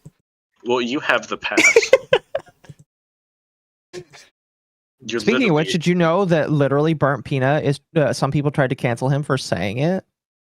Yeah, and like, well, that's because his community is a bunch of like softy wokoids, and they were like, yeah, there was a really. Are they woke though? I didn't know that. I've seen some shit where they've been like trying to like actually people on Twitter and like you're being politically incorrect, and these VTubers are kind of racist type shit. I've seen that. It's been very funny. It's fucking weird. My favorite thing from him, before I realized that he was kind of retarded, is when his he accidentally. Stops. Well, that was sure, but like, there was a moment. The first clip I ever saw of him is when he I posted it is talking to his audience, and he's like, "Guys, the guy that you all voted for that's in office, I like that guy." And he's like, "Oh shit, that's not what I meant. What I meant was, the guys that you all voted for, whoever you voted for, I like him." That's like, oof. He tried to make the joke, and it was a bad. He accidentally endorsed Trump. He wants to be edgy, but the minute he gets any pushback, he just folds like folds like an omelet. Yeah, a lot of people do that these days. Very cowardly people. In the group chat, if you want to watch it, Akko. The okay. Demon Killer. How long is it? It's like 20 minutes. We could do that, I think. Yeah. And it's so this one thing I like about Arch. Old Arch. You could tell this is an old video because it has his Arch logo in the corner. Yeah. And you're gonna get to hear his really shitty microphone. Tell Lumi, come by. We're watching Arch. Actually watching Arch. Yeah. 9 years old Arch. Oh god, it's old. It's old lore shit. It's great. It's shitty mic quality, and his accent isn't as refined either, which is great. You hear more of his like Norwegian. Oh, I guess I got hit while I was gone. You got Somebody came hit and while took you me were out. gone? Yeah, I'm playing Just playing Arc Arc Raiders. Oh. Somebody decided to take me out while I was like alt tabbed. I don't know what you were thinking Akko's trying to looking a little- alt-tab in Arc Raiders. Akko's looking a little peanut shaped right Akko now. got very unlucky by getting a blueberry in solo that wanted him dead. I almost started playing Elite Dangerous during this stream, and I was like, no, I'll be responsible and pay attention. I wanted to play Monster Hunter, but Monster Hunter started shitting the bed because of YouTube Studio. The new one? Yeah. Did you see their thing where they're like, please play it? Did you see the optimization changes they're making? It's still funny as fuck. You can't say that. You're always gonna get made fun of when you do something like that. Mm. Oh yeah. Okay. It comes off like what was it, Diablo, where the guys go, please clap? Or was that a different game? No, Diablo was Don't You All Have Phones? Yeah, that was the mobile game fucking shenanigans that I can't believe someone thought was a good idea. Yeah. Whoever said that was a good idea needs to be hit with a stick several times. That was beyond stupid. Hey, man. Don't you all Well, have anyway. phones? That guy was. Ugh. I have it pulled up. Yeah. When you guys are ready, I'll hit start. Oh, well, give me 2 I'm seconds. ready. I'm gonna unlock some core memories. I haven't watched this video in 5 years. I added a comment to the video. That's probably the most recent comment in like 2 years. No, the last one was 5 months ago. Oh shit. Yeah. Listen, if a video is very evergreen, it will get comments years later. I still occasionally get comments on the Cinder video. Well, that was a recent big drama. That's understandable. I've got it up. All right, we'll Yeah, get I'm started already- then. I gotta turn that down just a little bit. His audio balancing used to be pretty bad. Audio Holy balancing, what's shit, that? Arch. Greetings and salutations, friends, and welcome. Oh, now I gotta turn it back up. He warned you. Too I loud? told No, it's not loud enough. Thank you for whoever followed. Thank you for the follow. Oh, I told you his audio balancing didn't exist back then, and his little For accent. fuck's sake. He basically talks in one run-on sentence, and it's hilarious. He got better, Chad. He got better. He did. PK lore. Today we are going to have a look at some orcs, more specifically Tusker, the demon killer. Ah, orcs. I do love me orcsies. I do need to cover some more orcs. What is what is Arch's like race of choice? So in fantasy, he loves the Skaven, and then I'm pretty sure his favorite in like 40k, at least Space Marines, are Blood Angels. Blood Angels. Okay. Yeah, I mean the Blood Angels are pretty solid. It's not wrong. It's not an incorrect take, but he really likes his Skaven. He has a second edition codex of the Skaven that apparently he's read so many times it's falling apart. Mm-hmm. Fair enough. The Arch has the I'll audio also need to balancing cover of an the ad Eldar, so on I'm cable channel. Me orcsies. I do need to cover some more orcs, although I also need to cover the Eldar. Still haven't done any Aspect Warriors. I also need to... I like how he's making a to-do list in this video. Okay. So if you ever watch through his videos, he used to make tons of to-do lists. I think his next orc video after this was 3 years later. And, I don't think he covered an Aspect Warrior until again 3 years after this video too. He has a very bad habit of I need to do these things, and then 6 months later, oh yeah, I made a promise. Oh, Well, I don't tell by the way, people I'm gonna do anything. chat. I'm laughing a little bit and we're poking a little bit, but it's Arch and we all like him, so it's okay. He's a good boy. Yeah. Oh. cover some of the various casts of the Tau, etc., etc. He's done 2 Tau videos. So many topics, so few Fridays in the year. But for today, it will be Tusker. He sounds so young too, by the way. Well, I mean, this is Young 9 and years innocent ago. Arch. And again, he doesn't speak English as a first language, so his Right. accent's also a little more prominent here. And this was back when he had the Warhammer to his name, so Oh yeah, this is before the bullshit. Yeah. Oh, hello. Literally. You auto still Oh, fuck, you're supposed to be dead. Now, Tuska is one of those funny characters. This is one of the reasons why people in some occasions say that 40k is just silly. Because orcs, and orcs are silly, because, well, again, orcs. Now, Orcs are Tuska amazing. was an orc's orc. He liked fighting stuff that was larger than him, and preferably more violent than him, because his strategy for becoming an even As you bigger do. orc was, of course, to fight larger things. This being relatively basic logic for an orc, at the very least. And you certainly can't deny that if you manage to fight something that is bigger, stronger, and more violent than you, and yet somehow still manage to come out on top, your fighting skills must surely have improved. So there is certainly some basis to it, and of course the fact that orcs literally do grow off adrenaline also do help, and thereby bigger enemies, bigger growth spurts. Tuska was already a fair-sized orc warboss, but nothing particularly special.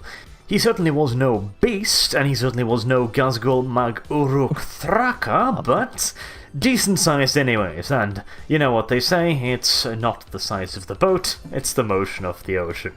Oh god, I just heard Not the myself. size of the I'm so wave, sorry. it's the motion my of the gosh. ocean. He's European, forgive him. I could hear him cringing in real time. That was hilarious. I know. He's like, oh my gosh, I can feel myself dying right now. And then he just doesn't edit it out. Arch still has problems with like editing out misspeaks on his scripts, and it's the funniest little thing he still does. Yeah. Did he, so, is he always like a one-take video maker, or I has he... think so. Well, so in some of in like the bigger series he's done, he usually will like I think he tries to dot his I's and cross his T's, but he one takes a lot of his shit, which I kind of respect, honestly. The courage to just be like, yeah, I'm just gonna do it in one. If you can do it in one, like I've tried it before, don't work. I'm not good at it.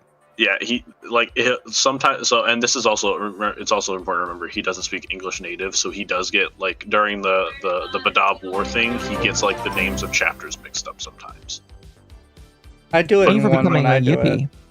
I kind of excuse of like, oh, he is not speaking English, but and besides the name mix up, he's still accurate, so it doesn't really matter.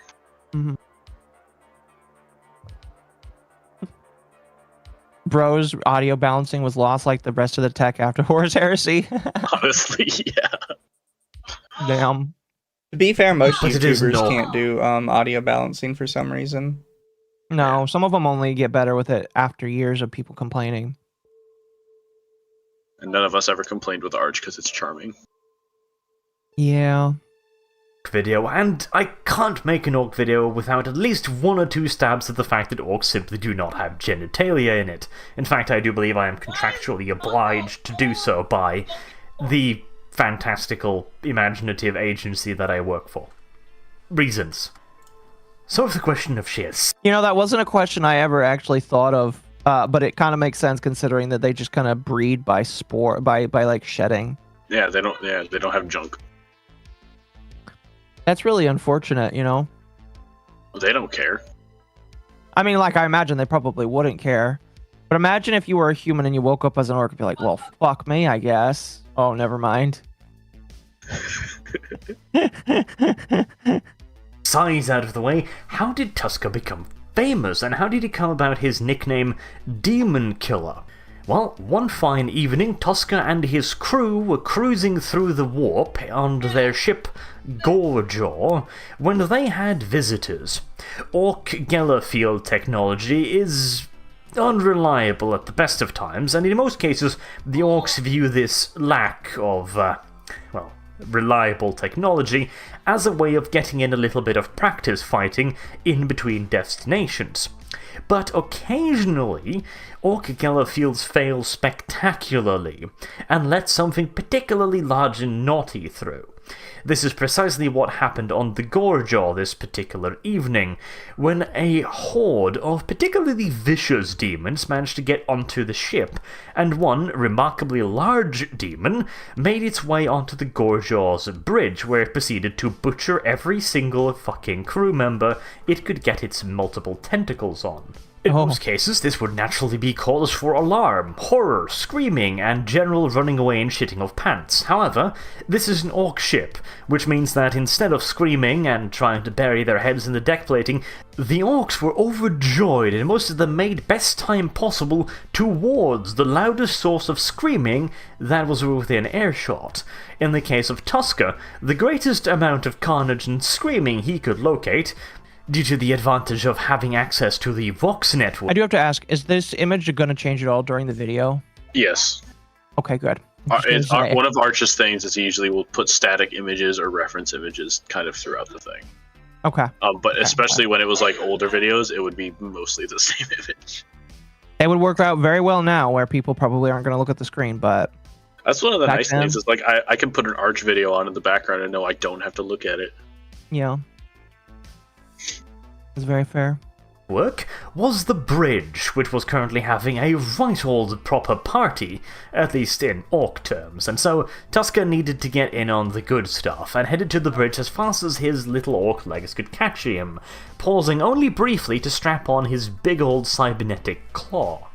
And it's a lucky thing that he took the time to do that, because when he got onto the bridge, he was met by a rather monstrous creation, who had just about finished murdering the entirety of the bridge crew, and had started to eat whatever remained, e.g. licking the goo off the walls. As far as Tusker was concerned, though, this simply meant that he didn't have any competitors trying to steal any of his glory, and so he threw himself at the gigantic demon. That is hilarious. In true orcish fashion. What followed was a rather magnificent melee, where both parties took some serious pounding, but Tusker managed to just come out on top after having liberated the demon's horns from its head, and then used said horns to stab it to death. A lengthy and arduous process, no doubt, but Tusker was a very determined orc. And eventually, after having been encouraged by repeated stabbings and bludgeonings, the demon had to relinquish its grasp on its rather temporary life and return into the warp from whence it was spawned. From this, Tusker learned two things. One, demons are fucking awesome at fighting, and two, they are filled with spiky bits that make excellent trophies. And or improvised weaponry, depending on the particular situation. He was, however, faced with a bit of a conundrum when it comes to finding more of these lovely creatures to bash over the head with their own body parts. Namely the simple fact that demons are quite rare creatures, and they don't have any real home planets that he could invade. I had to search him, but well, it didn't work. they do, but those home planets are located in a rather hostile environment. Converting demons, free rent approves. Was very I never thought accurate. I'd fight side by side with an orc. What about with a friend? WAAAAAGH. Freeman, I could do that. WAAAAAGH, yes. WAAAAAGH, Mr. Bond. Wait, what the fuck? Sorry, I just looked over at Twitter and it refreshed. Somebody made a VTuber. They're a cowgirl VTuber. Yeah. They have an alternate model where they are just a heifer. Oh my gosh. It's And like you're they are not literally, sharing with the class? they are literally just a cowgirl. Or they are literally just a cow. Oh. Look at this chat. Somebody masturbated to that. Yep. Why does the cow... Oops, shit, didn't mean to do that. Why did that Why die? does the cow have a cutie mark on its udder? Are you being I hate racist? Chat. It's got a heart-shaped cutie mark on its udder. Well, What the we can't fuck? see because Temp's fat head is in the way, but Hi. This is weird. It checks somebody's boxes. Very true. I like that she even tagged her ears. Yeah, so like here, this little heart symbol, that's on her udders. What the hell? it's on her tits too. On both the udders. I can milk you, Markiplier. Yes. She's Japanese too. Well, that makes a lot more sense. Maybe she Yeah, thinks cows are exactly. cute. Oh goodness. Where it is? At least it's not the Japanese girl that stapled herself. That doesn't narrow it down, Mizu. Wasn't that the one that was Chinese? Fuck if I That remember. I also just know was, she stapled her hoo-ha shut. I just remember that being really weird. Yeah, there were Anyway, pictures of it let's, everywhere. Now you can't find them anywhere. Let's continue talking about orcs. But Mizu Tusker, got his as I udders mentioned activated, earlier, I see. is a remarkably dedicated and goal-driven orc, and as such it didn't really matter how hostile the environment was, he had to find himself more demons, and simply just trolling around the warp with the Geller fields down simply wasn't attracting enough Touch the of them. cow. Strangely enough, the various warp predators had learned to ignore the giant boat filled with batshit insane greenskin that used their kin as bludgeoning tools, and so some other way of fishing would have to be invented. And like any aspiring fisherman, Tusker realized that the first step towards getting bigger and better fish, or in this case, monstrosities made out of Mama tentacles, teeth, and At Mercenaries five. 21 send $5 for more hats. I come in and I hear the puddle talking about people stapling themselves shut. Are you trying to be outdoing Looney in body horror? I don't know who Looney is, but Chat, I always have to tell people about the VTuber that stapled their hoo-ha shut. it's It is contractually important obligated. deep lore. It is. Weird deep lore, you know? Weird deep lore. That's the least bad thing she did. You know what's worse is she was a part of a corpo when she did that. You know, I made this post the other day. I don't know if you saw it, Mizu. Where I basically, here, I'll bring it up on screen. I basically said, chat, and I was making a half joke, but there is actually like a reason why I did it. All right. But I said on Twitter that if people have certain mental ailments, I'm not going to associate with them unless they can control it. And I continue by saying, if you suffer from any of the following, consider yourself unfit for collabs. And then woman is just at the top. Of course. Then I included man because I'm an equal opportunity Bigot. misandrist and yes. Number 3 is BPD whore. I'm going to tell you guys right now, BPD whore is the one. All right. Like now, like I know that there are a lot of women who pretend that they are actual BPD. No. If you are diagnosed with BPD, I will not stream with you. I've decided. I will not stream with BPD whores. All right. Everybody else on the list, I might be able to be friends with. But it is specifically just this one.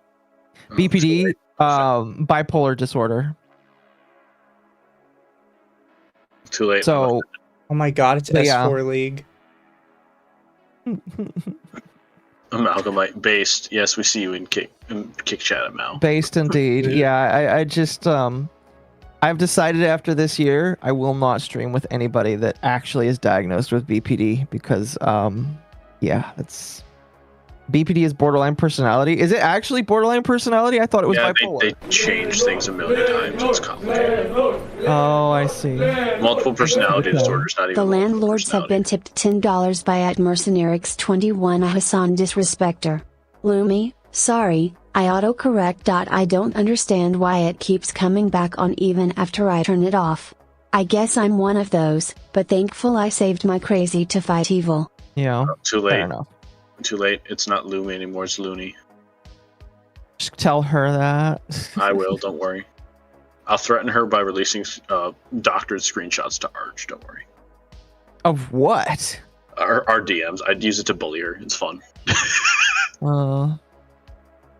She sends me cringe things in DMs, and I send it to Arch so he can bully her on stream.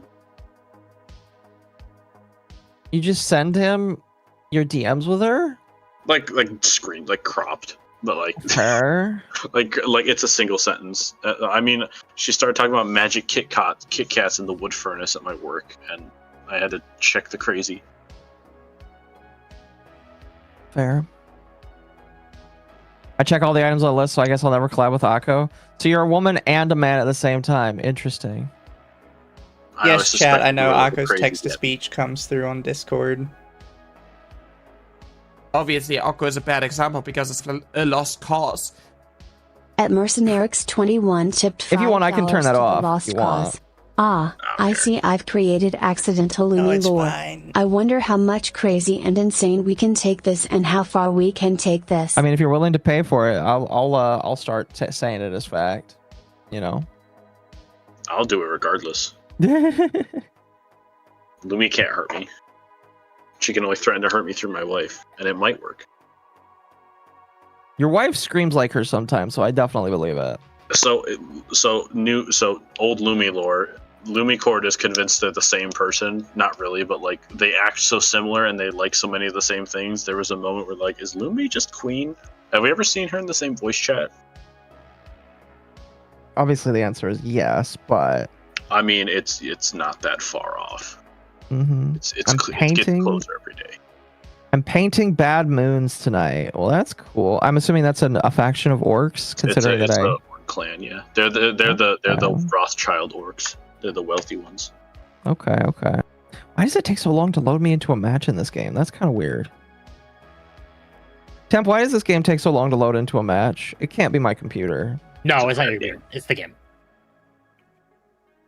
I'm assuming they're trying to put me into a spot that's like... So some people have actually seemed to have figured out that they try matchmaking you with similar lobbies. So like if you don't get into fights enough with other players, it's trying to get you into matches with other similar people. Like they track how many people you kill and Yeah, kind of, yeah. all that kind of stuff. What if Yeah. you never shoot somebody else, but you get shot in the head every round? You probably get Well, put in with a or bunch of if, like, babies. The theory, the example they gave is like if you actively go looking for a fight, they're going to track that and start putting you into lobbies with other people actively looking to get into fights. Mm-hmm. I have to Like if you have to defend yourself, that's different. But typically, it seems to be tracking like if you were the one who shot first. That's fair. I have to correct tape. I did not clone Lumi because mine is actually brown. I didn't know that could be a different color from the rest of your body. Interesting. I didn't either until I found out. I also thank you, Artemis, for the 2. Not going to talk about the hole in the spaceship.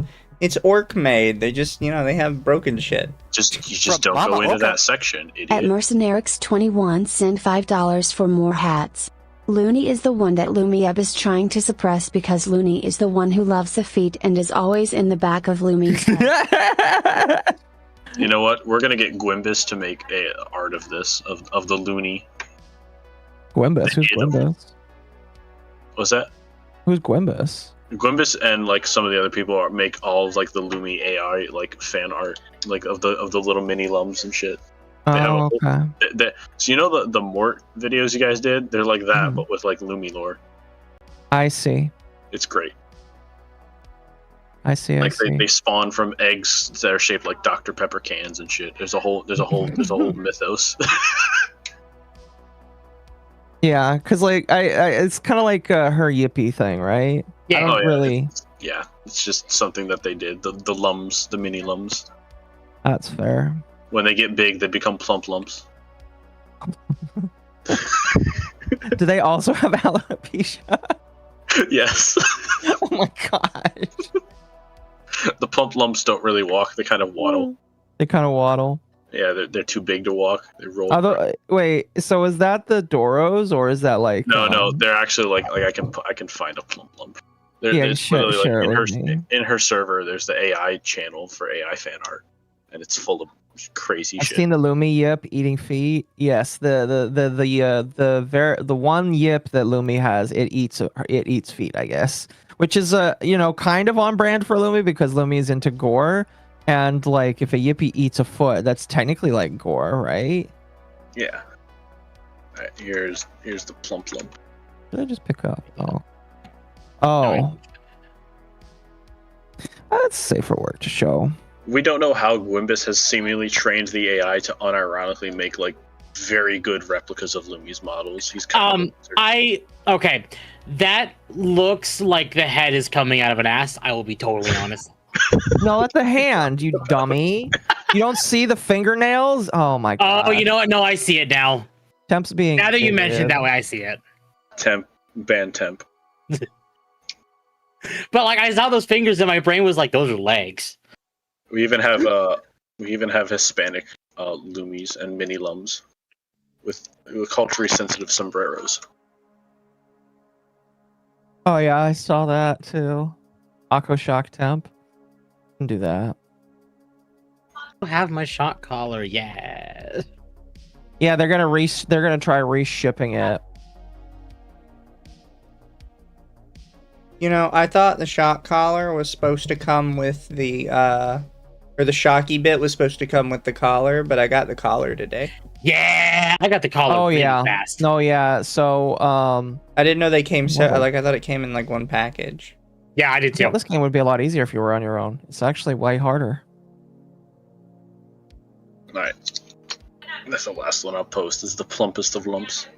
That is definitely very fat. Wow. She looks like she's hungry. Yeah, for Dr. Pepper and feet. So the feet is actually like a lore thing for the these they ones. Feet. Yeah, they all do, but they especially okay with that. Especially drink Dr. Pepper. That's funny. Well, yeah, fucking Gwimbus and some other people paid her and Arch to read out the whole Lumi lore like text document on one of the Arch casts. It covers like the life cycle and everything where they breed. It's funny. Wow.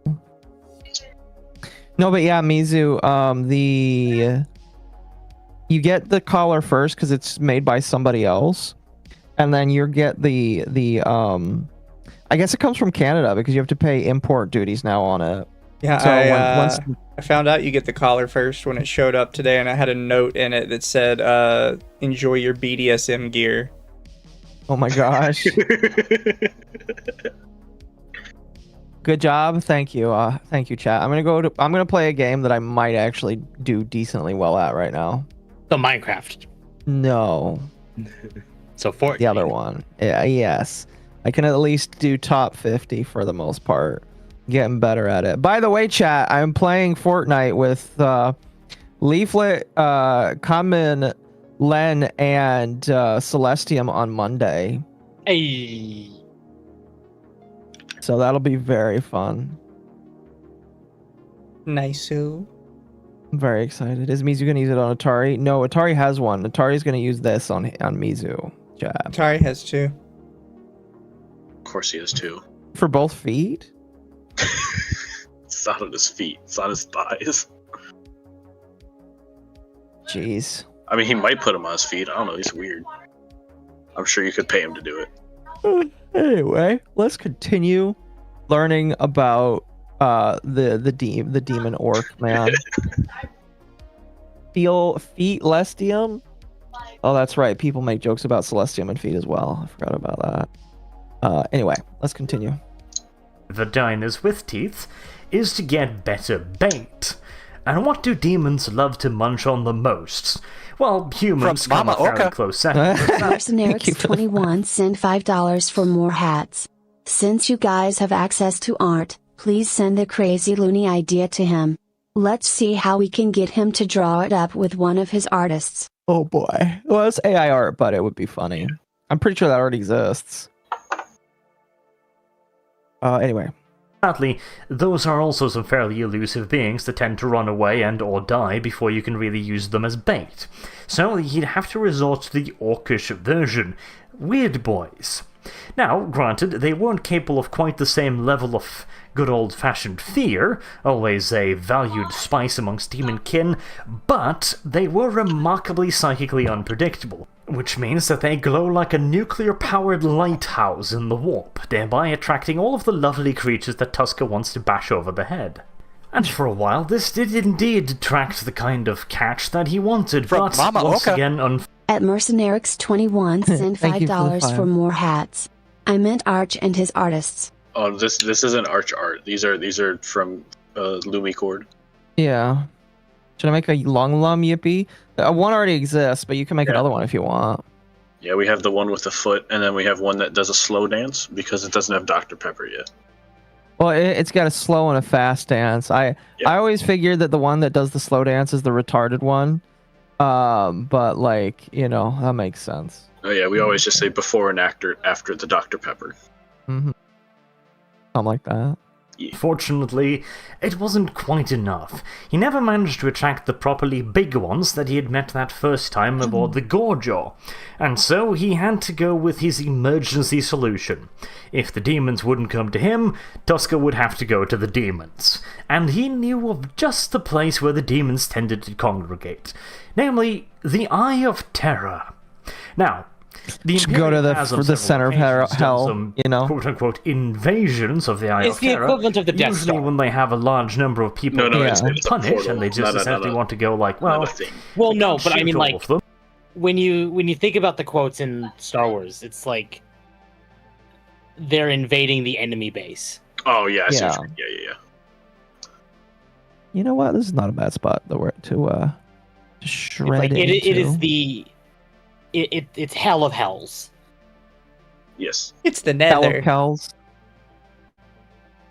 It means shush. It is, though. It is, though. It's the Boom. nether, It's a nether and travel. it We can't keep crunches them in prison space. because some of the people who want It's to punish nether us travel, Space that's Marines, all and it they're is. fairly strong and would probably just break out. So, let's just throw them at the Eye of Terror, because the odds of them coming out of that are fairly small after all. Like I said, invasions, quote-unquote. But none of them had ever been very successful. Again, these were primarily just to get rid of people that the Imperium was no longer particularly fond of, and so they weren't really set up for success. But again, it was worth the try. I mean, they might delay the next Black Crusade, although, again, time doesn't flow within the Eye of Terror like it does outside of it, so in all due likelihood, it didn't actually have any fucking effect whatsoever. But oh well, it was worth a shot. Tusker, however, had no such interest. Tusker was not concerned with delaying any large crusades. Tusker was only concerned with finding the largest quantity of horned demons for him to bash over the head with what may or may not be their family members. So, having decided on a final destination, there was only one Base. easy-beansy problem to get around. Namely, the fact that the Imperium have over the years gotten quite wary of the Eye of Terror, and have decided to fortify the place rather extensively. Tusker would have to find some way of getting past said fortifications and into the Eye of Terror. Luckily for Tusker, the Imperium never really imagined that any foreign race would try to break into the Eye of Terror, and so their protocols for such an event were somewhat lacking. And honestly, can you really blame them? I mean, what Imperial tactician is sitting around the Eye of Terror going like, well, I know there's these Black Crusades popping up every now and so often, and we should probably prepare for that, but I think we should take the time to prepare for the possibility that a bunch of orcs might try to break through our cordon and into the Eye? You know, it sounds fairly ludicrous when you put it like that. But that is precisely what Tusker did. He gave the Cadian High Command one fuck of a fright while doing so, because the last thing that Cadia wanted was an infestation of fucking greenskins. The thing with orcs is, once they've landed on a planet, Hold on. they are... Is that a racist way of saying orc? I don't know if it's racist. It's just something they call orcs, the greenskins, because the orc is one of so there's orcs, there's Gretchen, and then there's Grots, and they're all technically under the same race. Because they're all grown from the same fungal spores and shit. The umbrella term is greenskins. Okay. Fair. I mean, you can be racist if you want. No one's gonna tell you no. I think it's gonna be racist. Hell yeah, let's keep saying it. The planet.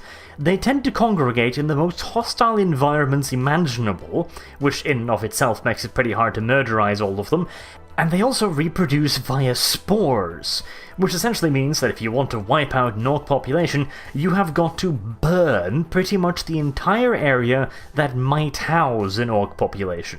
Armageddon, after several orc invasions, Go Jimmy is Beast. still haunted by large numbers of feral orcs living out in the jungle. Now, these orcs have long since degenerated into a feral state, but killing them all off is virtually impossible, because, well, the only real way of getting rid of them is to literally burn the entirety of the jungle, and that's not really a feasible option at the moment. Luckily, I disagree. You can just burn everything. All right, glass the planet. If the orcs were subdued to one planet, just glass the entire planet. You know. Yeah, well, the thing is, you need Armageddon. They produce a lot of really important shit. Wait, what? The planet he's talking about is Armageddon, which is they have an equatorial jungle. They have a jungle that goes along the equator, and the orcs basically set up shop there, and you can't really burn down the jungle to get rid of them. It's way too much of a hassle. Just burn down the entire planet, destroy it. It's already a hellscape. There's nothing else to burn but the jungle. All right, then glass the entire whatever's left. But then there's oxygen, Akko. Who cares? It's a planet. You can just get another one. That's not how planets work. It is. Just I've watched. Akko, where are you going to ship Morty. the 300 billion people that live on Armageddon? Oh wait, listen. We don't have to care about those people. Listen, it's You for do the when they good of the. produce shit. It's for the good of the galaxy. If we can get rid of orcs completely, we'll just glass the entire thing. You know. Okay, Akko. Akko just went to the extreme. Akko apparently looked up some fucking what's his name, Inquisitor Cryptman lore. Is like, this guy makes a lot of sense. I like him. To be fair, me and Akko actually did discuss like a similar idea of like, what if Stardew Valley but Warhammer, and like the point of it is literally you have to produce for the Imperium, and if you do not produce, well, pay your tithe. Pay your tithe, or someone else is going to come and make sure you do. Exactly. And there are several stories of Imperial governors slouching on their taxes, and the Inquisition comes a knocking. Sounds about right. Yeah, Akko's channeling his inner Cryptman right now. It's like, what if we just glassed like 7 planets in front of the Tyranid Hive fleet? Yeah, just like listen. It's not worth it. You know. Why can't we just get rid of nuke them. everything? And then the Inquisition's like, but we need those planets. Says the who? Imperium labeled Armageddon as a key asset. Not what? Oh yeah, Armageddon is actually absolutely a key manufacturing planet. If they just want to deal with the orcs, send in a few Krieg, and if it's really bad, you have Space Marines. Well, it's just feral orcs in the jungle. You don't have to worry about them. They just every once in a while, a couple hundred charge the hive city, and they just kill themselves on the walls. Yeah. Okay. Well, if it's feral orcs, then you have Cadians, you have the They go wogs on the wall. It's a waste of time to wipe them out. Just let them have their baby wogs out the jungle. They have spears. It's fine. They have a demon invasions there too. Yeah, just glass the entire planet. It's all right. Well, demon invasions come from space. That doesn't matter. This one didn't. Well, actually, no, it technically did. The second one didn't. If you get rid of the planet, the demons won't have anything to visit. There you go.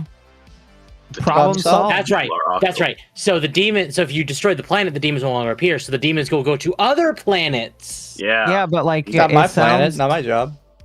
Here's the thing: demons sound more manageable than orcs. Demons are infinitely less manageable, Akko. I'm going real. No. We made it. They don't have physical bodies. You can't just shoot them. Okay. And give them a physical body and kill them then. Well, no, it also depends on your kind of demon. And listen, if we're killing 1,000 like dudes a day for the Emperor, I'm sure we can find them somewhere. No, we don't. Why would you give them a body? A demon host is more powerful, Akko. Yep. And then you could just kill them. No. And depending on the kind of demon, given GW's likeness towards Nurgle, what if you use a lot of exactly, chat? What if you use a lot of genobombs? Akko Monger, yes. Demon hosts. Oh my god. Hate Monger is probably my favorite character. Wait, hold on. Akko Monger. So does this mean it's just Hate Monger but Akko colored? Yes. I already have Hate Monger but Mizu. Yeah, right. Don't count. But hear me out. I think Akko would be Chestnut, honestly. Hate Monger but Akko, and Hate Mace is just Mizu. Yeah, and Flamo killing. So Akko is just bashing Mizu into Akko's enemies. Incredibly durable and strong. Again, I don't think it works that way at all. I think Akko is cope. We all cope. Oh fuck. Who is we? You speak in French? Yeah. I'm just oppressed. I don't cope. You can't actually just shoot the demons. You just have to believe you can. Well, there you go, chat. Maybe I'm a little orcish on the inside. I just believe that I can kill them with my bare hands. Paint my hands red and then just punch them until they die. I believe your hands will explode harder. I can believe Then an orc is like, if I just paint my hands right enough, then I can like kill these demons. From Mama Orca. At Mercenarix21 send $5 for more hats. Seriously, Akko, are you drunk, high, or just super sleepy? Or are you channeling the spirit of Hatemonger? Are you demon-holding Heatmonger? Hatemonger. Hatemonger. Sorry, Heatmonger. I'll talk about the. I don't think we talked about the orc color thing quite. So there certain colors are certain. So red makes we did previously. Yellow makes the bombs explode harder. Black makes things tougher. Blue is lucky, and what is it? The other one Is it yellow speed? No, red speed. Yellow makes your bombs explode harder. That's right. Specifically, just bombs. Temp is chest up for the amount of bullying. It makes your guns and bombs blow up and shoot harder. Mm-hmm. And then blue is lucky, and then purple is the sneaky. I am definitely getting tired. Yeah, for sure. Here's what we should do. Let's finish this video. Yeah. Or get as far as we can before the next. Akko collapses. Yeah. Yes. So. Cadia doesn't have massive continent-spanning jungles, so they're lucky there, but if there is one thing Cadia is not lacking, it's hostile environments for the orcs to hide in. Granted, practically all of said hostile environment is located in between Cadian fortress cities and is being routinely bombed just for training purposes pretty much every fucking day, but that rarely bothers the orcs all that much. After all, a little bit of random and light shelling has never hurt anyone. But as already mentioned, Cadia was of course not Tuska's primary goal, although he did have a quick stop on the planet Prozan, or, well, planet, the moon. Sounds like Prozan is essentially a really shitty place that the sounds like a shitty medication. People in extreme environments. It is a remarkably bad place to be, which meant that to the orcs, it was the closest thing to home they had seen in a very long time, so they had to give it a little bit of a visit. Much to the chagrin of the local Cadian Defense Force, who had to actually hold off the fuckers, and would eventually have been overrun if it weren't for the fact that Tuska had places to be, and he was in a hurry. So, after a quick warm-up round with the Cadian Defense Force, he wandered off over to the Eye of Terror, and again, the Imperial Navy decided to pretty much just let him fucking go. I mean, why stop him? He's heading directly towards the Eye of Terror. I mean, come on. Worst case scenario, he goes in there, gets butchered. Best case scenario, he goes in there, gets butchered, and kills a bunch of demons and Chaos Worshippers doing it. As far as the Imperium was concerned, this was pretty much a win-win scenario. Luckily for Tuska, it was pretty much a win-win scenario for him as well. He got to have a little bit of warm-up on the Cadian's expense, and now he was headed into the Eye of Terror to find himself some more spiky creatures to beat over the head repeatedly, preferably with their own body parts, if at all possible. That does sound pretty fun. You might think that the story ends there. After all, Tuska just wandered into the Eye of Terror, a remarkably hostile part of the galaxy. However, at this point in time, Tuska and his lads had gotten remarkably good at killing demons, considering that's pretty much all they've been doing for the last god knows how many fucking years. Listen, if he can get really good at killing demons, there's no excuse that killing demons can't happen, alright? I'm just saying, if they're coming towards a planet, just kill all the demons. Okay, but he was killing them in hell, which... Yeah? Doesn't do anything, but... I mean, it scared the demons off. For now. Purple's invisible because you never see a purple orc. Yeah, no, that's actually a thing. That's his, yeah, they're in stealth units. So now we know if Akko ever paints orcs, they're purple orcs. Because no one will ever see them. Disappears so much. What a fucking idiot. Didn't jump when I was killing him. Yeah. Fortnite? Yes, Fortnite chat. Gotta get better. I'll be playing on Monday with... I gotta show Leaflet how good I am. When I got both of my victory royales, I was like, look, I won. Pride cometh before the fall, Akko. Well, when they asked me to play, they're like, "Can you make sure that Celestium keeps up with us?" And I'm like, "What? Wait, I didn't know. I didn't know this. What this is all about. How many plays are we at? Babysit 9? Celeste, and Akko's like, what? You wrap me in your tentacles. No. Not for free. Anyway, let's continue. Years upon years. So, Oh, excuse me. eventually, they probably started to figure out where to stab the demons to make them stop stabbing back. Or at least that is the working theory. Plus, Tuska did bring along a large number of weird boys, and while weird boys does have that peculiar habit of attracting demons by being, well, psyches, they are also quite effective at fighting against demons, seeing as they can use their own powers against them, the powers of the warp and the immaterium. It's a hell of a lot easier to banish a demon using its own powers than banishing it simply by bashing its skull in repeatedly with a blunt metal object. Although the latter part is undeniably far more entertaining. Well, I This imagine so. peculiar mix of psychic potency and experience at fighting demons allowed Tuska to do quite a bit of damage in the Eye of Terror.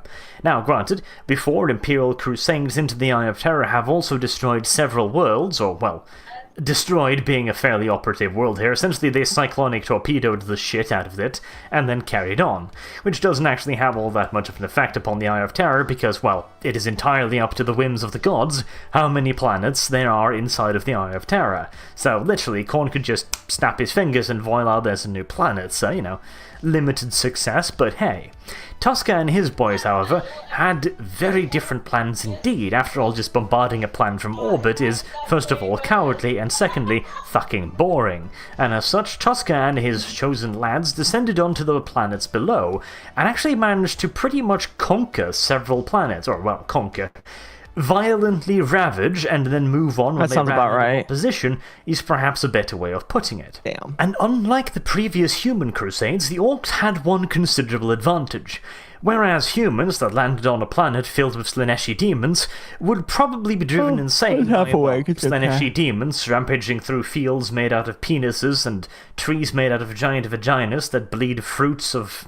I'm sorry, that stopped me back to attention. What? It's talking about a Slanesh planet in theory. You might want to back up a second or two. Okay. I don't even want to fucking think about it. And thereby you would lose a fair bit of your combat potential by simply people going, Obviously, well, Akko is a bad bonkers. example because it's a lost cause. Thank you for the... At Mercenarix21 tipped $5 to the lost cause. That's art. Seriously, who's talking in the background? That's art. unless you're talking about me, and that's wife. Oh.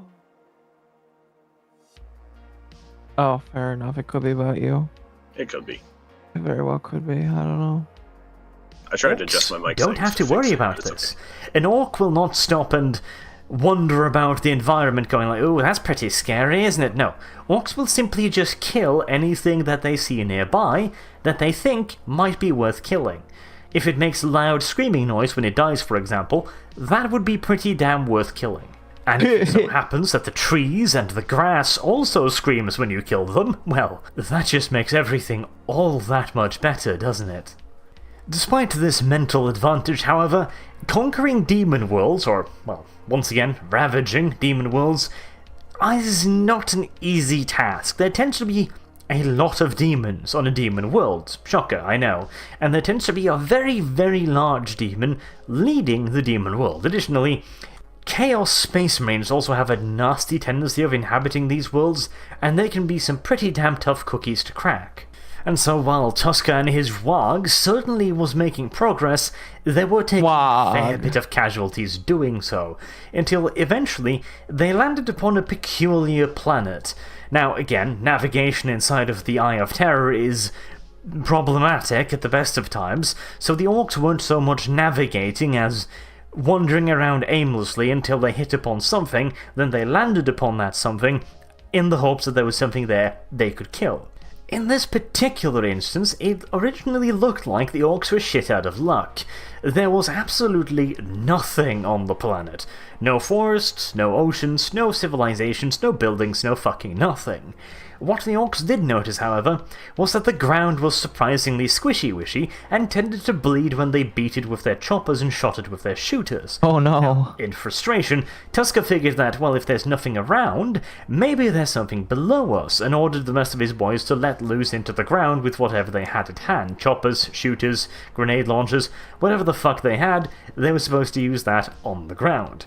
Now, normally this would be a somewhat insane order, but Tusker had at this point wandered through hordes of demons and were decked head to toe in various trophies, so none of his boys were stupid enough to argue the point that it's relatively retarded to fire into the ground in the hopes of spawning enemies. However, in this particular occasion, Tusker's strategy... Because, you know, shooting the ground never does it.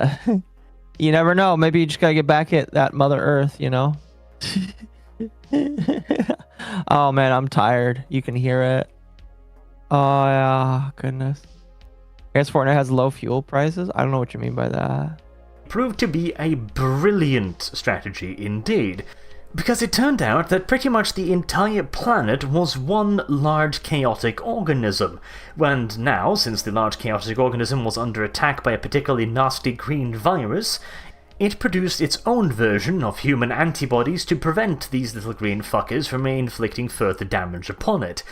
In this case, oh, you're pointing to the fuel in the shape game. I of getcha. legions of bloodletters, led by a particularly large and vicious demon known as the Blood Prince. Original, I know, but hey, it's Khorne. What does he expect? Pretty much everything he does is blood. Blood letters, blood crushers, blood hounds, and so Blood Prince kinda makes sense in an unoriginal fashion. Desperate lack of naming sense aside, however, there were a lot of bloodletters, and the Blood Prince himself was no pushover either, and the orcs, well, they had been rather reduced in numbers after, you know, invading dozens of other demon worlds, belonging mostly to Khorne's rivals, by the way. This will be important later. And so the orcs, although they put up one hell of a fight, as orcs tend to do, they were eventually overwhelmed. The Blood Prince himself engaged Tusker in a duel to the death, and had, apparently, defeated Tusker. He had pinned him to the ever-bleeding ground with a massive sword shoved straight through Tusker's gut. Now, if this was any other creature, such a wound would almost certainly have kept them down. However, this was an orc. And as it so happens, some of Tusker's pet psykers had managed to launch a psychic attack against the triumphant Blood Prince, distracting him just long enough for Tusker to add grievous injury to insult by reaching up with his trusty power claw and gently, ever so gently, grasping the Demon Prince's giant dongly nutsack in his claws. Wow. After which, he proceeded to squeeze. And unfortunately for the Demon Prince, I don't like that. Nutsack was not one of the many gifts that Khorne had bestowed upon him. After a rather unsightly and most definitively Temp has like got his mouth Prince-like open. scream, the Demon Prince took vengeance by finally lopping off Tusker's head. Although Tusker himself was quite happy at this point because, well, this was one hell of a scrap. And it turned out that someone else agreed as well that this was indeed one hell of a scrap, and he'd like to see more of it. You see, Khorne was keeping an eye on Tusker's progress. Up until this point, as I already mentioned, Tusker had mostly been rampaging through the worlds of Khorne's rivals, which pleased him immeasurably.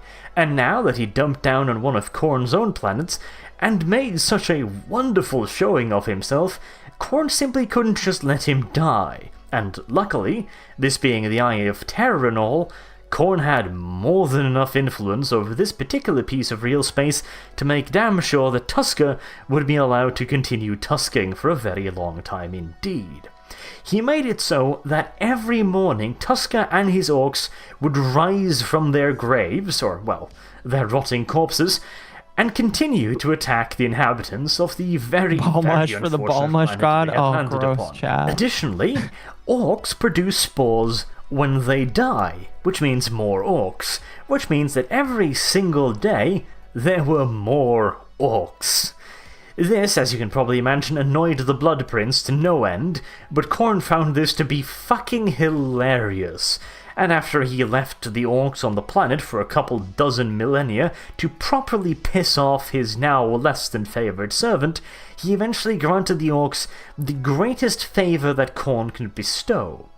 He took the orcs and transported them to his own world, where they now fight a never-ending campaign around Khorne's brass citadel against his favoured generals, in a never-ending dance of death, massacre, bloodshed, and very, very angry orcs. This is as close to any orc has ever come to paradise, and Tuska is a very, very happy greenskin to this very day. So you could perhaps say that this is one of the very few truly happy endings in the 41st millennium. And that should I would probably agree with that. Until yeah. next time, I've been Arch. Thank you very much for listening. I hope to see you again soon. Have a good day. Beautiful. Happy ending. Happy ending. All of the orcs get to fight to the death multiple different times. The orcs great. They are. Oh, bullshit. Personal opinion. Oh well. My apologies, chat. I'm very tired right now. Akko's an EP baby. All of the overtime is just like, it's like taking me out, man. But Mizu, how are you gonna go any longer tonight? Or are you gonna be done too? I'm also gonna be done, yeah. Okay.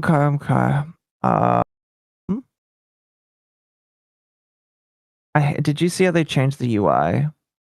UI for what? YouTube. Oh, I don't know. I didn't really pay attention. I've been on my phone, and I don't think the phone one changed. Right. I'm gonna raid the lolly that plays Inscription again, chat. Yeah, I'm gonna give you a leaflet if she's live. Bye, chat. You guys be good. No, never mind. All right. Good night, chat. I'll see you tomorrow for Dog Wave. Dog Wave!